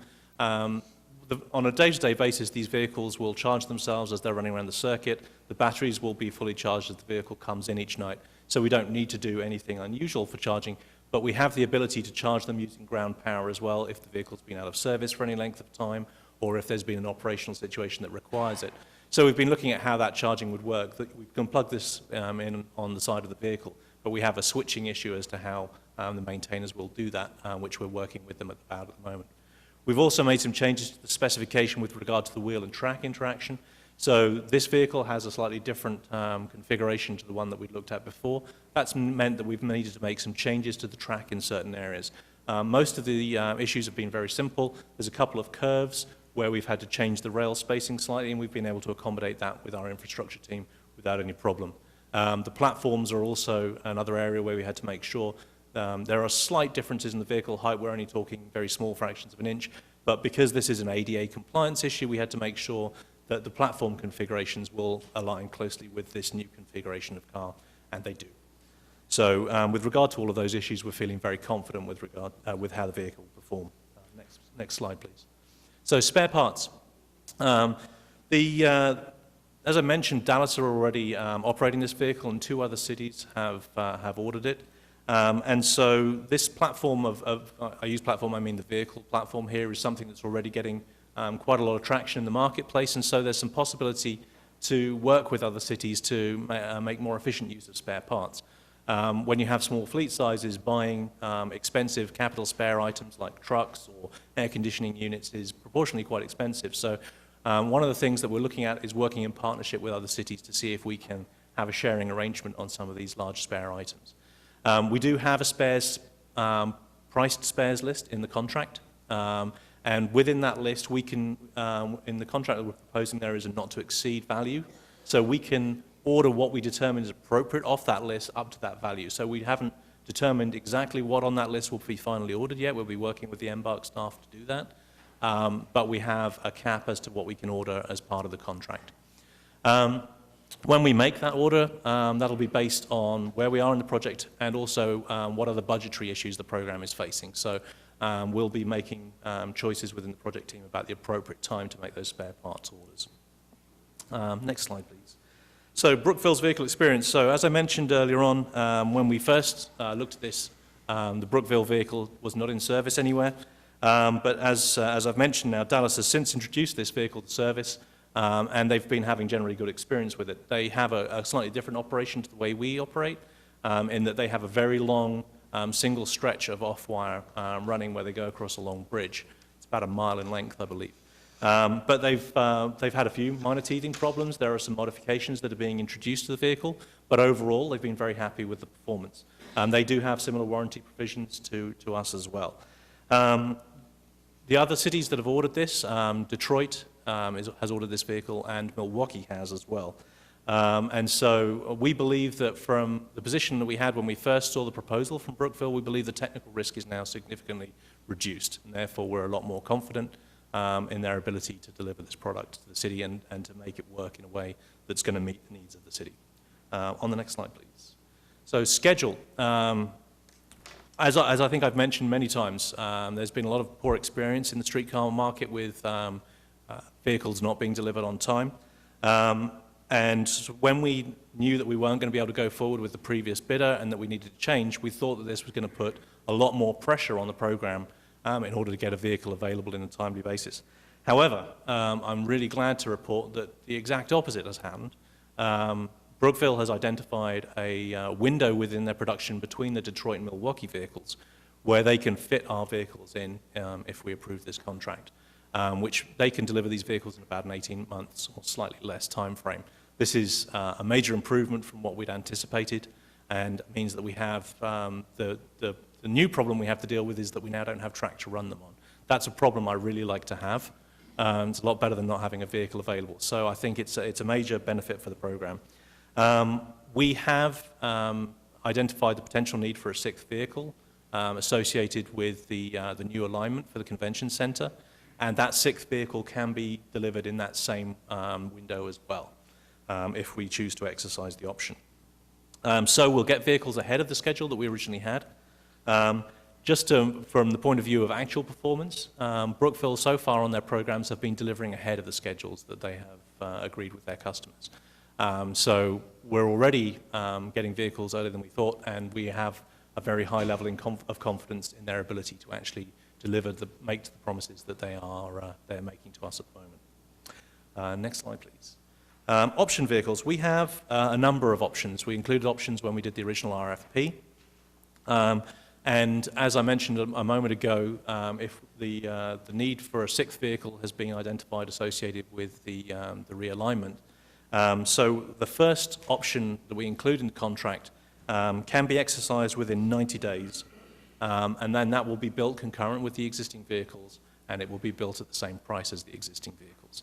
We're not approving that option vehicle today. We will come back to you separately for that, but it is included within the scope of the contract. We have further options beyond that. They would then be built after, for example, the Milwaukee vehicles would be built if we needed to go forward with that. We have a series of pricing mechanisms when we can order the vehicles up to a certain point with a fixed price and then an escalation beyond that price. And so those costs are staged based on how far out and whether there's a break in production. And also, the pricing of the options has been structured so that if we buy one option vehicle, it's going to be more expensive than if we buy 2 or 3, because then we start to get the economies of scale again if we buy multiple versions. So we have a very clearly defined pricing structure for the options, should any of them need to take place. So we have the scope to exercise options anything up to 3 years after notice to proceed has been produced. Next slide, please. So just in summary, we believe that we're proposing a contract here, if you approve it, for a vehicle that is an in-production vehicle. And so the development risk that we face as a project is significantly reduced. We think that the vehicle meets all of our performance requirements, and we have the data that we need to validate that early in the program. We think that it's a production schedule that works for the car builder and is going to work for the city as well. And so it should meet all of the city's goals with regard to schedule. The pricing is still within the original budget that we had for the program, and we believe that Brookville is a car builder that has good performance, and we're confident about working with them. And if we need to get any additional vehicles in the future, we have the scope to do so. So bringing all of those together, I believe it's a solid proposal that they've put together. I think the team has gone through all of the issues that we had during the negotiations, and I recommend it to City Council. Any questions for anybody? I'm sure there will be. Ed? Can you educate me about, I assume the technology of these has pretty much been worked out and is the same except maybe for the battery. Can you teach me about, like, how fast is the technology changing with the batteries, and what do you expect in the next 1, 2, 3, 4 years? Would you expect significant changes, or batteries are pretty much going to stay the same? Can you teach what's happened in the last 3 years, and what do you expect in the next 3 years? Battery technology is just at a racing pace at the moment. So much is changing on this. So the chemistries that people are working with, the recharge rates, things like that are moving very fast. So the batteries that we've got in this vehicle at the moment are, we believe that they have a life of somewhere in the region of 5 years in the operating mode that we're looking at the moment. You can replace individual cells of those batteries, and you can then or you could replace entire battery packs. There's controlling electronics, and then there's the chemistry element of the battery itself. I can't tell you with any certainty what in 5 years' time a battery will look like. We've worked with Brookville about how we will replace this, how we buy spares. But for the life of the vehicle, I think we're going to see a lot of evolution. And I actually think that's a very good thing for us, because as we see more and more development of battery capabilities, I think that gives us more scope to have off-wire operation, either with faster charging rates or with higher capacities. I think we'll probably get both of those things over time. The fact that we are buying the same vehicle as a number of other cities means that we will have a bunch of other people to work with if we're looking at how to embody some of those new technologies in the future, or whether we stick with our existing battery technology as we go forward. So I can't give you a very clear answer about what the future holds. It's moved so far in recent years. I see no reason why it won't continue. We, I think, are sort of passengers in a larger battery industry. You look at what's happening with electric vehicles for cars, and all, aerospace applications and so on. There's so much going on there. I think we sort of get the benefit of it, but it'll be interesting to see what happens in 10 years' time or whatever. I'm wondering if is there any utility in staggering it? Like if you buy an iPhone and then 9 months later there's the new and improved version. Is there any advantage if you're looking at additional vehicles in staggering that, or are we that, number one, and number two, do we have the same battery basically that they have on the vehicles in Dallas? We do, yeah. We're having exactly the same battery as them. So it's the technology on the battery that we've got at the moment is one that we think is sufficiently mature. I mean, there are some very cutting-edge batteries that can do interesting things, and they're also a little bit more volatile. And in a public transportation environment, obviously, you've got to have something that's far more tested and safe. So there will be another evolution. I don't think we can make a prediction about that at the moment. I think it's just moving so fast. If we were to buy option vehicles, would those option vehicles actually come with a different battery? Possibly. You know, the battery manufacturers may make an offer to say they want to move with a new chemistry at that point. You know, sometimes these things have quite short lifespans from a production point of view, but the ones that they're using at the moment, Brookville are confident that those guys will support this battery for a good period of time. So it's possible that if the technology advances, you take off the whole battery pack on the undersurface and then put a new. Yeah, and we'll have to do that at some point anyway. I mean, if the technology didn't change, the batteries have a finite life, and so you have to, at a certain point, just do a straight replacement. When we did the RFP, we asked for them to have a life of a minimum of 8 years, and that was a chemistry life of the vehicle. Because we're now using the battery a lot more aggressively than we did, I don't know whether you remember, but when we first did the RFP, all we asked was 2 half-mile segments. It was to get under the bridges on Reno and Sheridan. Right. And now we're running a lot more off-wire. And so battery life is a function of how deeply you discharge it and how frequently you discharge it. So because we have 2 main off-wire sections, we get 2 discharges each loop. And because we're running quite a long way, we go quite a way down in the discharge. But the vehicle battery capacity, we are staying within a band that gives us an optimum battery life. If we were to discharge more deeply, which you can do periodically, you know, in an emergency situation, that's okay. But doing that regularly really hurts the battery life. And so they've had their battery supplier analyze our usage, and they think that we'll get about a 5-year life. But at that point, that battery will need to be replaced. In today's dollars, what would that replacement battery be in 5 years? That's a good question, and I seem to recall a price of about $120,000 per vehicle. Is that right, Rick? Is that per battery or per vehicle? Per battery pack, and there's 2 per vehicle, one on each end. So $240,000 per vehicle. Yeah. Each 5 years. Yeah. Okay. So now that's the battery pack. Some of the control electronics get reused, so that brings the cost down. And you can replace individual modules if you need to. You know, if the battery has a problem, you don't have to throw it away.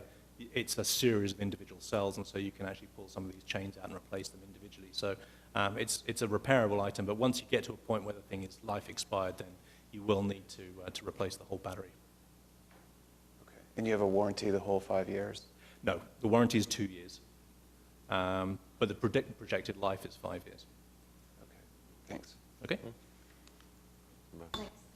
Go ahead. Just because I get the reason we need all 5/6 cars right away is that we obviously need to work on headways from the get-go. So we need a full fleet to make the system work in the time frame in which we've laid out. Yeah, so when we originally were looking, and the base contract for the 5 was based on 4 being needed at any one time and 1 being in maintenance. But now, because of the slightly extended loop associated with the convention center, and then the second route, just doing the Bricktown loop, then an extra vehicle is needed to allow 5 to be in service and 1 to be in maintenance.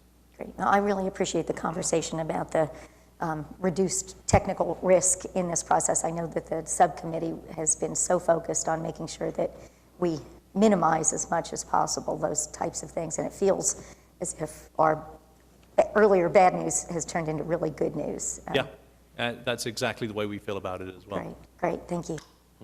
Mark? Yeah, a few months ago, I called Brookville and spoke with one of the representatives, and after that conversation, I felt very comfortable with the company. They encouraged me to call Dallas, which I talked to Dallas, and they seem to be happy with the performance of their vehicle.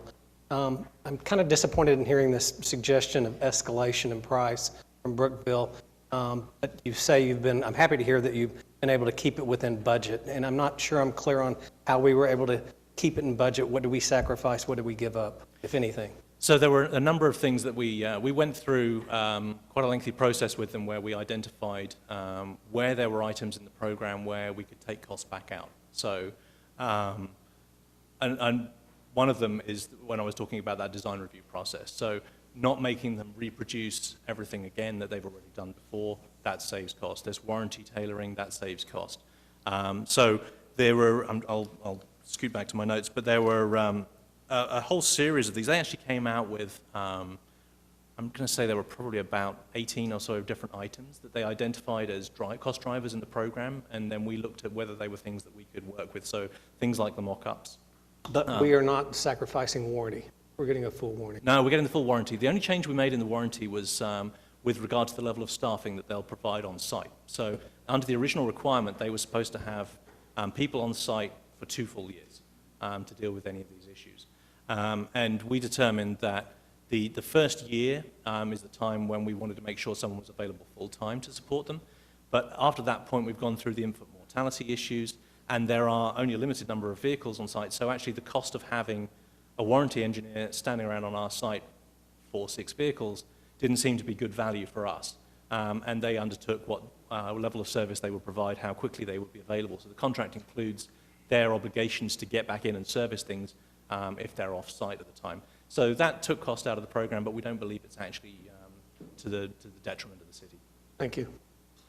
Okay. Any other comments or questions on the presentation? All right, thanks very much. Thank you. All right, we have a motion and a second. We're voting on item 9F. Cast your votes. Passes unanimously.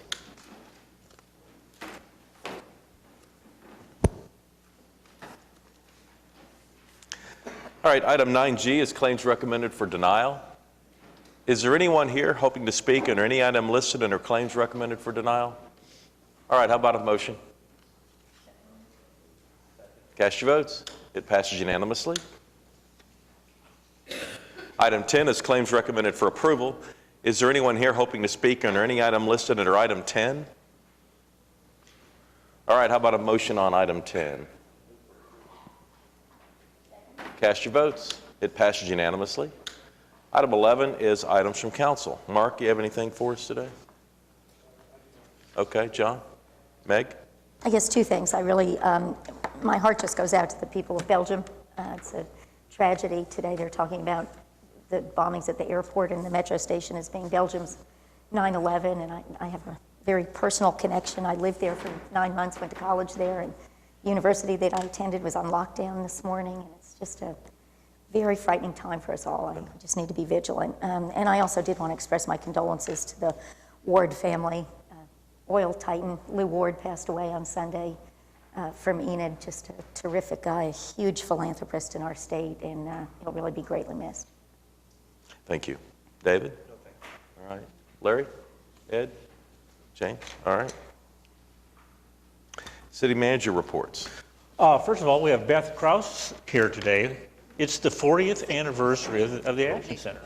Yeah, I neglected to see item 11A was to move into executive session to discuss the employment of the judge. Is there a motion on that? So moved.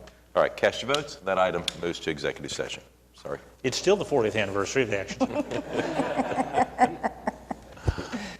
And Beth is passing out some information. She's going to talk to us a little bit about the Action Center. Okay.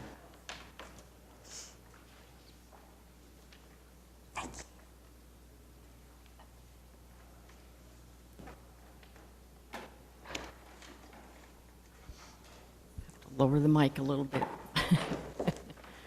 Well, good morning, everybody. It's a pleasure to be here. I am Beth Kraus, manager of the Action Center. I think I've worked with all of you over my tenure here. I'm so excited to be here today because it is the 40th anniversary of the Action Center. It's amazing that something has lasted this long. If you think back 40 years in your life, there's a lot of changes. I know when I thought back 40 years in my life, where was I? And so for the council and the departments to have the insight to have a contact center for our citizens 40 years ago, it's pretty impressive to me. First thing I'd like to do is introduce my staff to show you the current Action Center. The ladies here to my left, we've got Ebony Avila, Tiffany Sanders, and Shamika Lee. And I wanted you to see the faces and the people behind all of these concerns that get turned into through our office. It takes a special kind of person to work in a contact center. We want people who are welcoming, who care, and who are willing to go to the extra mile for the people that turn in concerns. And these ladies fit that bill. So I just wanted you to be able to see them. I wanted to recognize them for all of their efforts. It's a team effort down there, and we couldn't do what we did do without them. And so with that, I'm going to let them get back to doing what we do best and get back down there and help our residents out. So.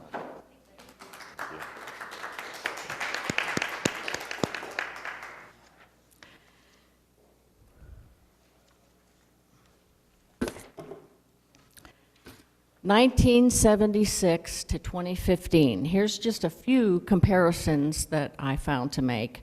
The Action Center was formed to be a one-stop shop for our residents, and that's what they started out to do, 1976, and that's exactly what we're doing today. It's a one-stop shop for our customers so that they don't have to worry about what department does what. So it's really, really, a lot of cities don't have what we have here in Oklahoma City. So it's really important for our residents to be able to contact us easily. Back in '76, we had 4 staff members. In 2016, we still have 4 staff members. In '76, they processed 20,000 requests. And I used the calendar year of 2015 to get a snapshot, and we took over 80,900 requests in 2015. So that kept us pretty busy, needless to say. The number one concern back in 1976 was high grass and weeds. And as we all know, that remains to be our number one most requested concern 40 years later is high grass and weeds, and last year we took over 14,000 requests for that alone. How did those requests break down? We took 80,944 requests last year, and we now have more ways for citizens to contact us. Still, the number one way they like to contact us is by phone. They want to talk to a person about their problem. So we took over 35,000 calls last year. The only thing that changed that I could see from 1976 was the prefix to our telephone number. Back then it was 231-2535, and today it's 297-2535. So that's the only change in 40 years. People have the ability to contact us 24/7 by using our web application. If you go to okc.gov, we took over 21,000 requests through our web application. We launched that in 2010, is when we launched that ability for them to contact us that way. And it's integrated with the system we use, and so it's the fastest way to get something right out to the departments. Other sources would include requests by our code enforcement personnel when they're out in the field. They're being proactive. They open up requests, and it's also referrals that are made from one department to another for assistance. We also have council support that they enter requests on your behalf as well.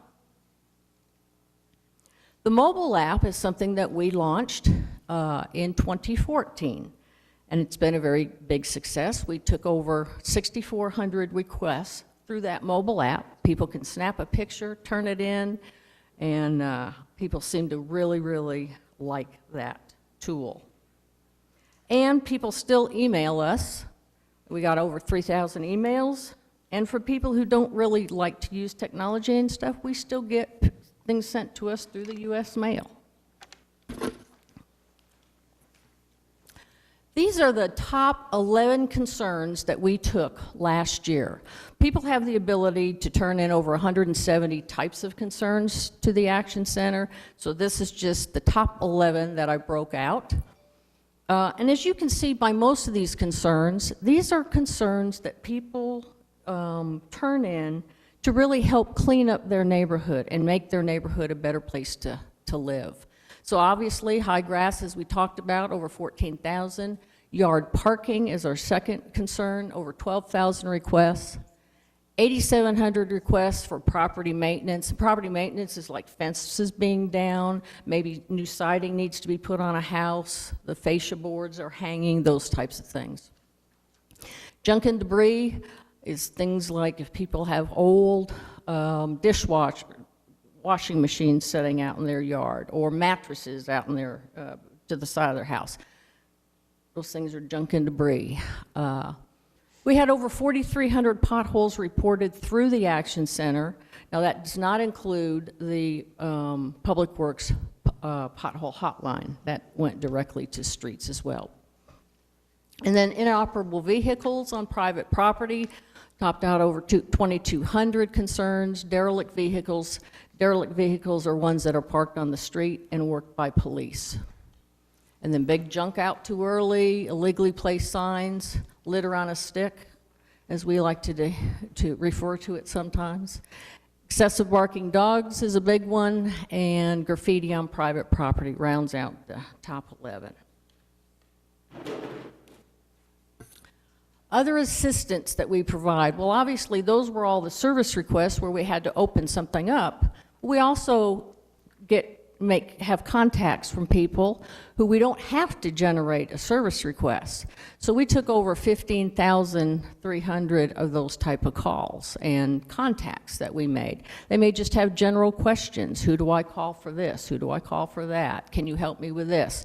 They may have called to report something, but it was already a working request in our system. So that's what falls in that information and referral bucket. Our mobile app updates, we updated that application 8,200 times last year.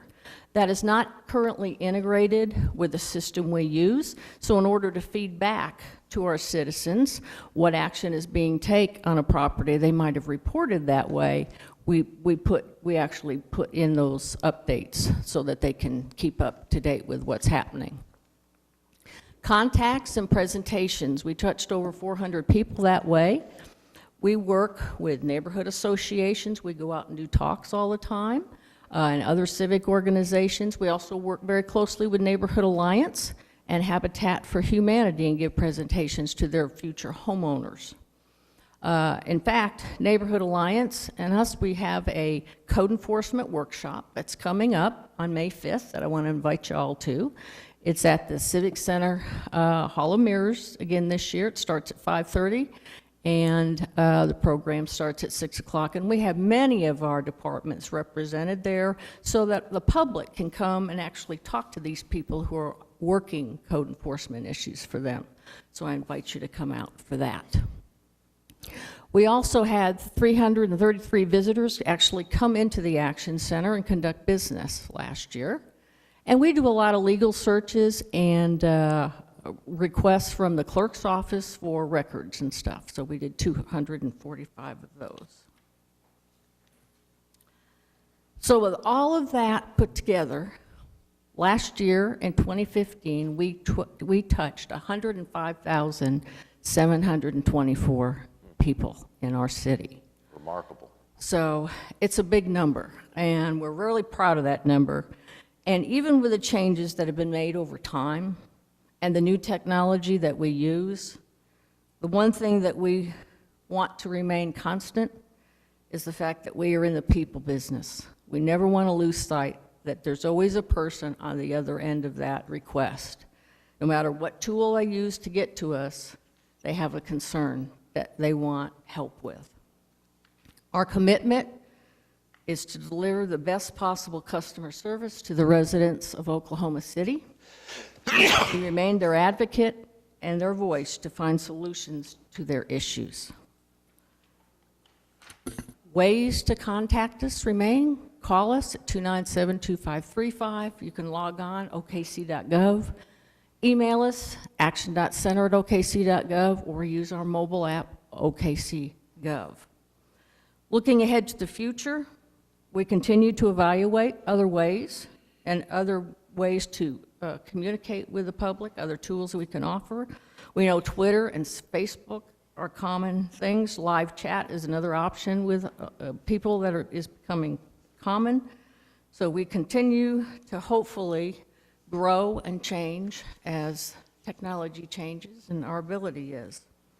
I want to personally thank you, the council, the city manager's office, all the department heads, all of the people in our departments. What makes the Action Center work is not only the public coming to us, but us working as a team within this city. We could not do what we do without all of the support of you and all of the city departments, from the people that are out in the field that investigate all of these issues, that are out there filling those potholes, trimming the trees, investigating neighborhoods. We couldn't do what we do without all of you. So thank you, thank you, thank you for all the support that we have had over the years. So with that, I'll open it up to any questions.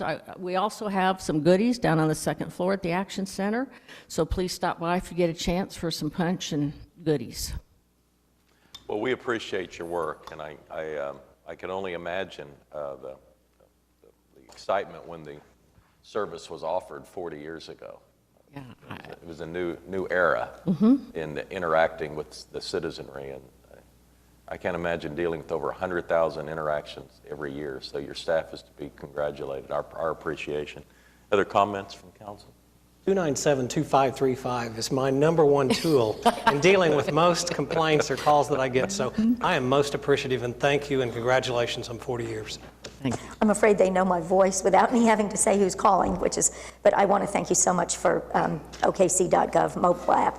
That was a huge step forward, and it's probably one of the things I hear the most is it makes people's lives so easy if you can just snap a picture of a road sign down and let people know where it is. It really has made a difference in turnaround times. It's just Well, and I think it connects those people with us that don't want to pick up the phone. We're going to have a lot more connections made that way. I mean, we're getting more people engaged and involved with us, I think, because of the different tools that we do offer people. I really think when you see something, if you don't have a chance to deal with it right then, we forget about it in our busy lives. And so being able to use that app, you can quickly identify a problem and send it on, and it gets fixed. So thank you, Beth, for everything you do. You're welcome.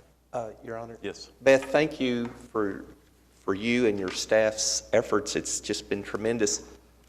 Every now and then I hear a comment when I go to a neighborhood association and I've said, we've got the action line you can contact, and they'll say, well, I've tried that a couple of times, and say there's a particular problem in the neighborhood.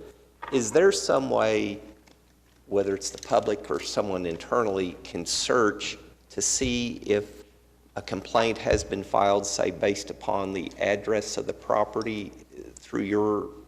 Yes. Okay. Our online application, where you can, it'll have two things at the bottom, to put in a new request or search a request. If you touch that search request and you put in a valid Oklahoma City address, it will pull up everything back now about 9 years worth of data in there. So it'll show you anything that's ever come through the Action Center and been turned in on that property, what the results were, and it gives you all the information about every request. That's great. And so whether they called the complaint Doesn't matter how they contacted. Thank you. You bet. Appreciate that. Thank you. And we won't open another request if there's already one open. So two different people may contact us, but if the system will let them know, number one, if they try to turn in a duplicate, it'll give them the case number of what's already pending. And we'll tell them, of course, if we're talking to them, there's already one open and it's being worked. You're welcome. Yeah, Larry? Appreciate what you do for Ward 3 and our residents. They really appreciate you and your staff, Beth. Keep it up. Thank you. All right, thank you. Beth, you do a great job. I appreciate it. I just want to highlight the sales tax collections. March was down in sales tax 4.8% over the last year, and year to date, we're right at 2.0% below last year's collections. All right, citizens to be heard. Pat King.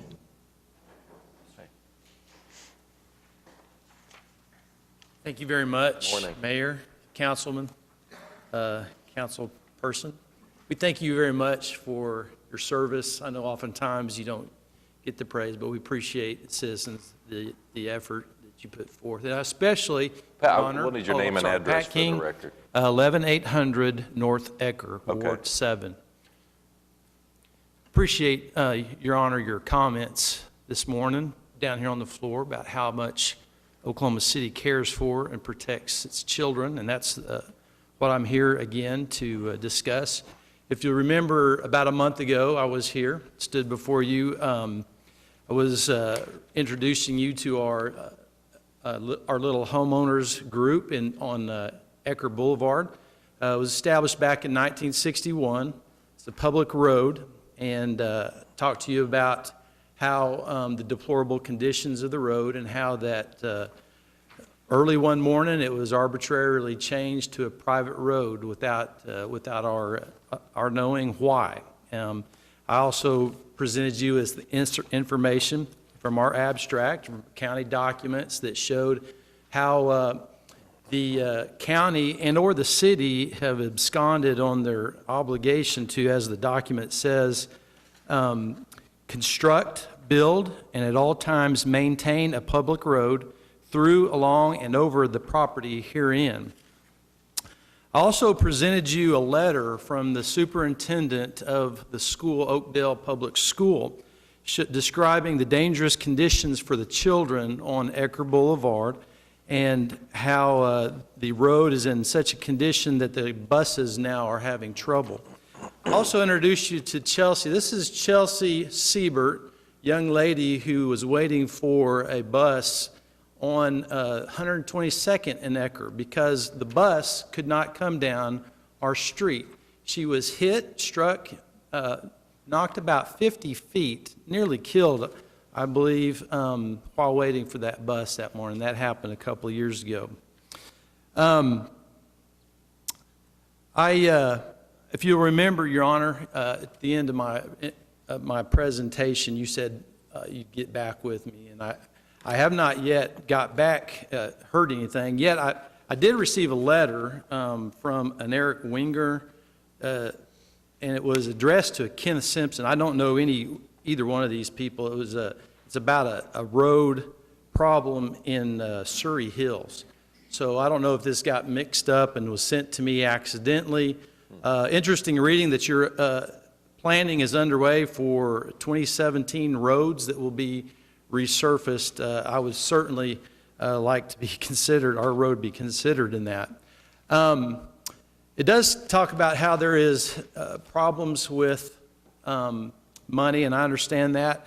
I think the residents felt a little blighted when we're said that we can't afford a few $1,000s to resurface a public road, but we can spend millions on a museum that's been the pariah of legislators and citizens around Oklahoma. And to add further insult to injury, it appears to us that Oklahoma City launched their pothole app last June on our road. And you can view online the lovely Lisa Monahan from, I believe, one of our local networks standing on our road talking about how Oklahoma City will take care of the potholes. Those potholes still exist, and I think you can imagine the shock and awe of the residents who have used Oklahoma City's Action Center multiple times and are just astounded at why would they pick, of all roads in Oklahoma City, Ecker Boulevard, to launch this great new pothole app. We have invited and been discussing this issue with Councilman Skip Kelly back years ago. Oftentimes was unable to attend our meetings.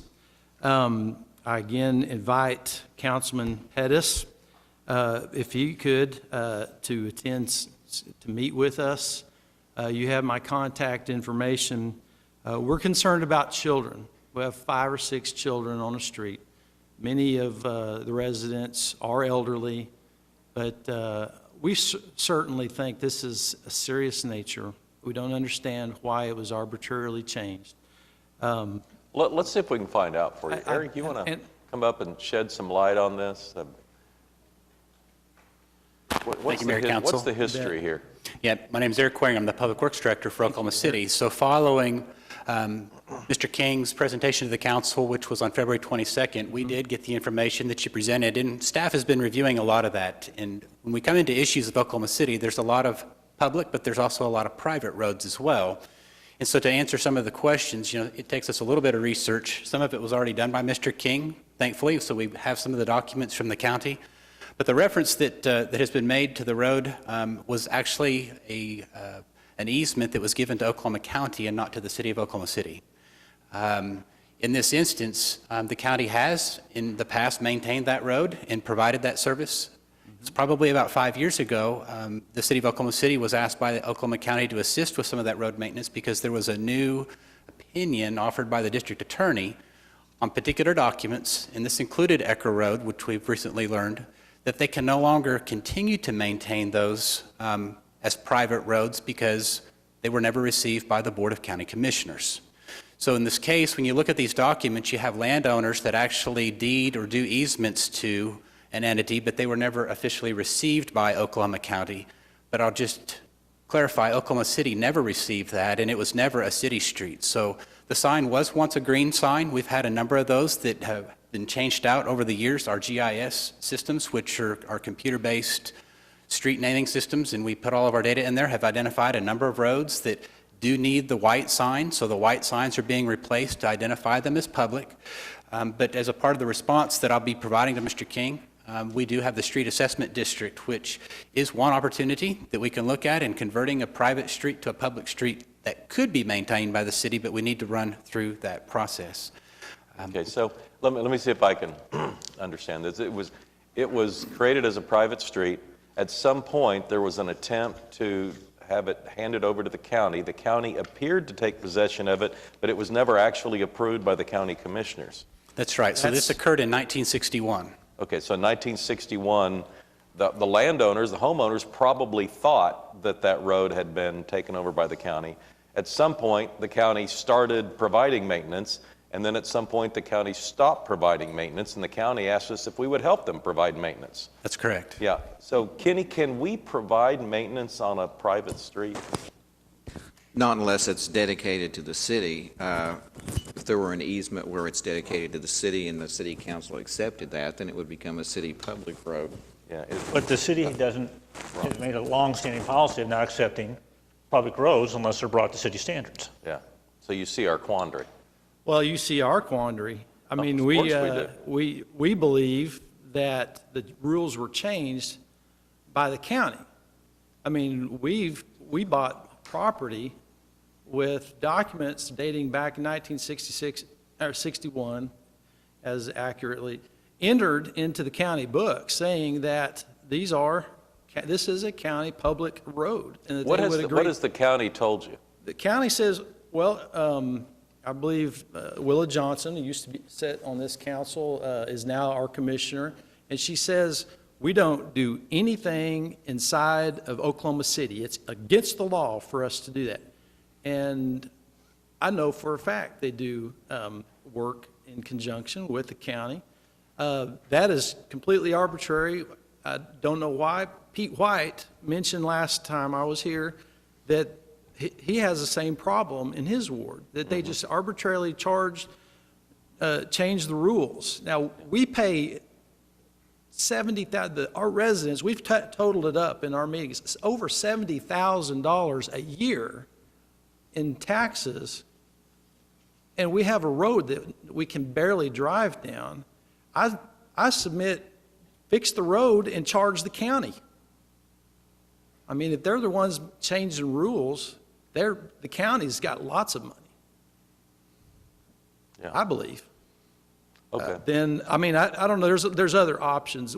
The residents, we could talk to them, we could hold some meetings if Mr. Pettis would attend.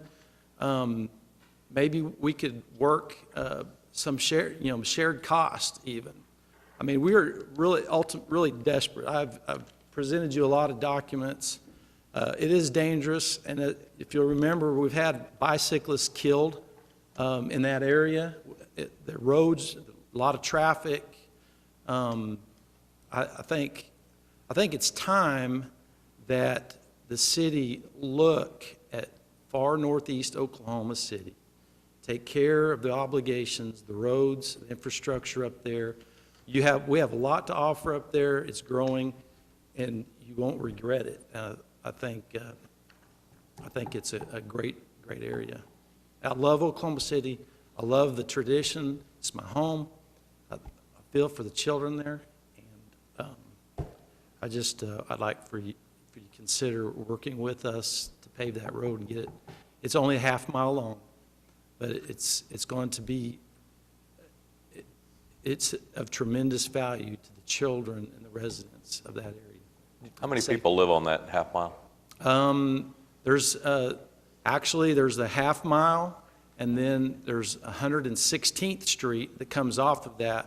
So in total, there's around, I think, 20 to 25 residences in that area. Some of them are on 5-acre lots. There's multiple, some of them have multiple homes on the same 5-acre lot, so. Okay. Thank you for your Thanks, Pat. time. Sure. And thank you for your service, every one of you. I do appreciate it. All right. Joe Sarge Nelson.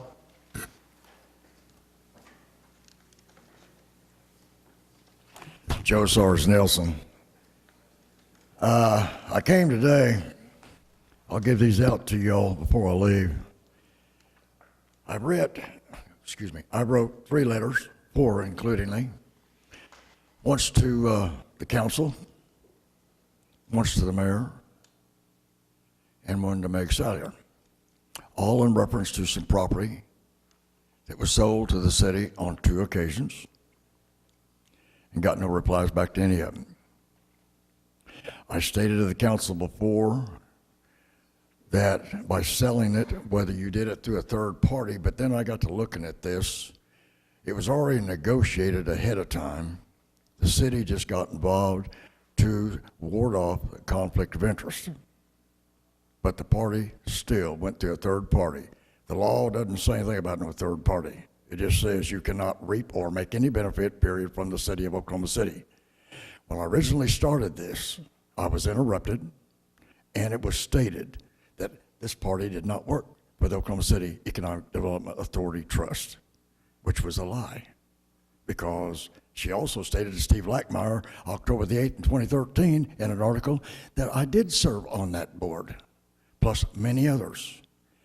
Then I go down and I asked this morning for a copy when I was going through the city charter, and I found a little item where it says council, that nobody elected on this council can make money prior to or after being elected to this council. You did.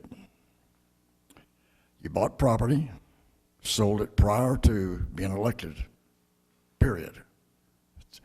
Went through a third party, Oklahoma Economic Development Trust, of which you were a member at one time. And the law says you can't do that. All I've asked to do is return the money to the taxpayers, the Treasury's desk, or resign. And I'm not going to argue anymore about it. I'm not going to fight anybody about it. I'm stating facts. I've got the facts here, all of them. I got a whole book of them.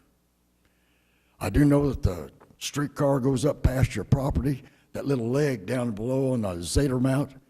It's not even part of the MAPS project to be paid for. It isn't even part of MAPS. It just says that, and that's what the article says. So that leg going down there, whatever puts in there, that's going to be the added money. Right now, those 2 projects, the convention center and the streetcar, is now at $868 million between the 2 out of the 8 items that was presented before this, the trust, on 2010 through 2017 on all 8 items. 2 is already at $868 million, and that estimated tax revenue from that was $777 million.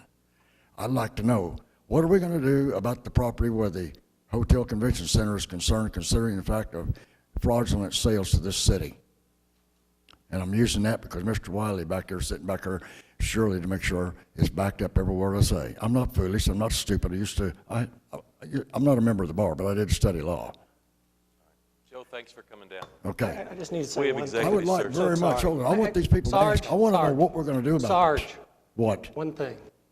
You have always been so kind to me out in the hallway.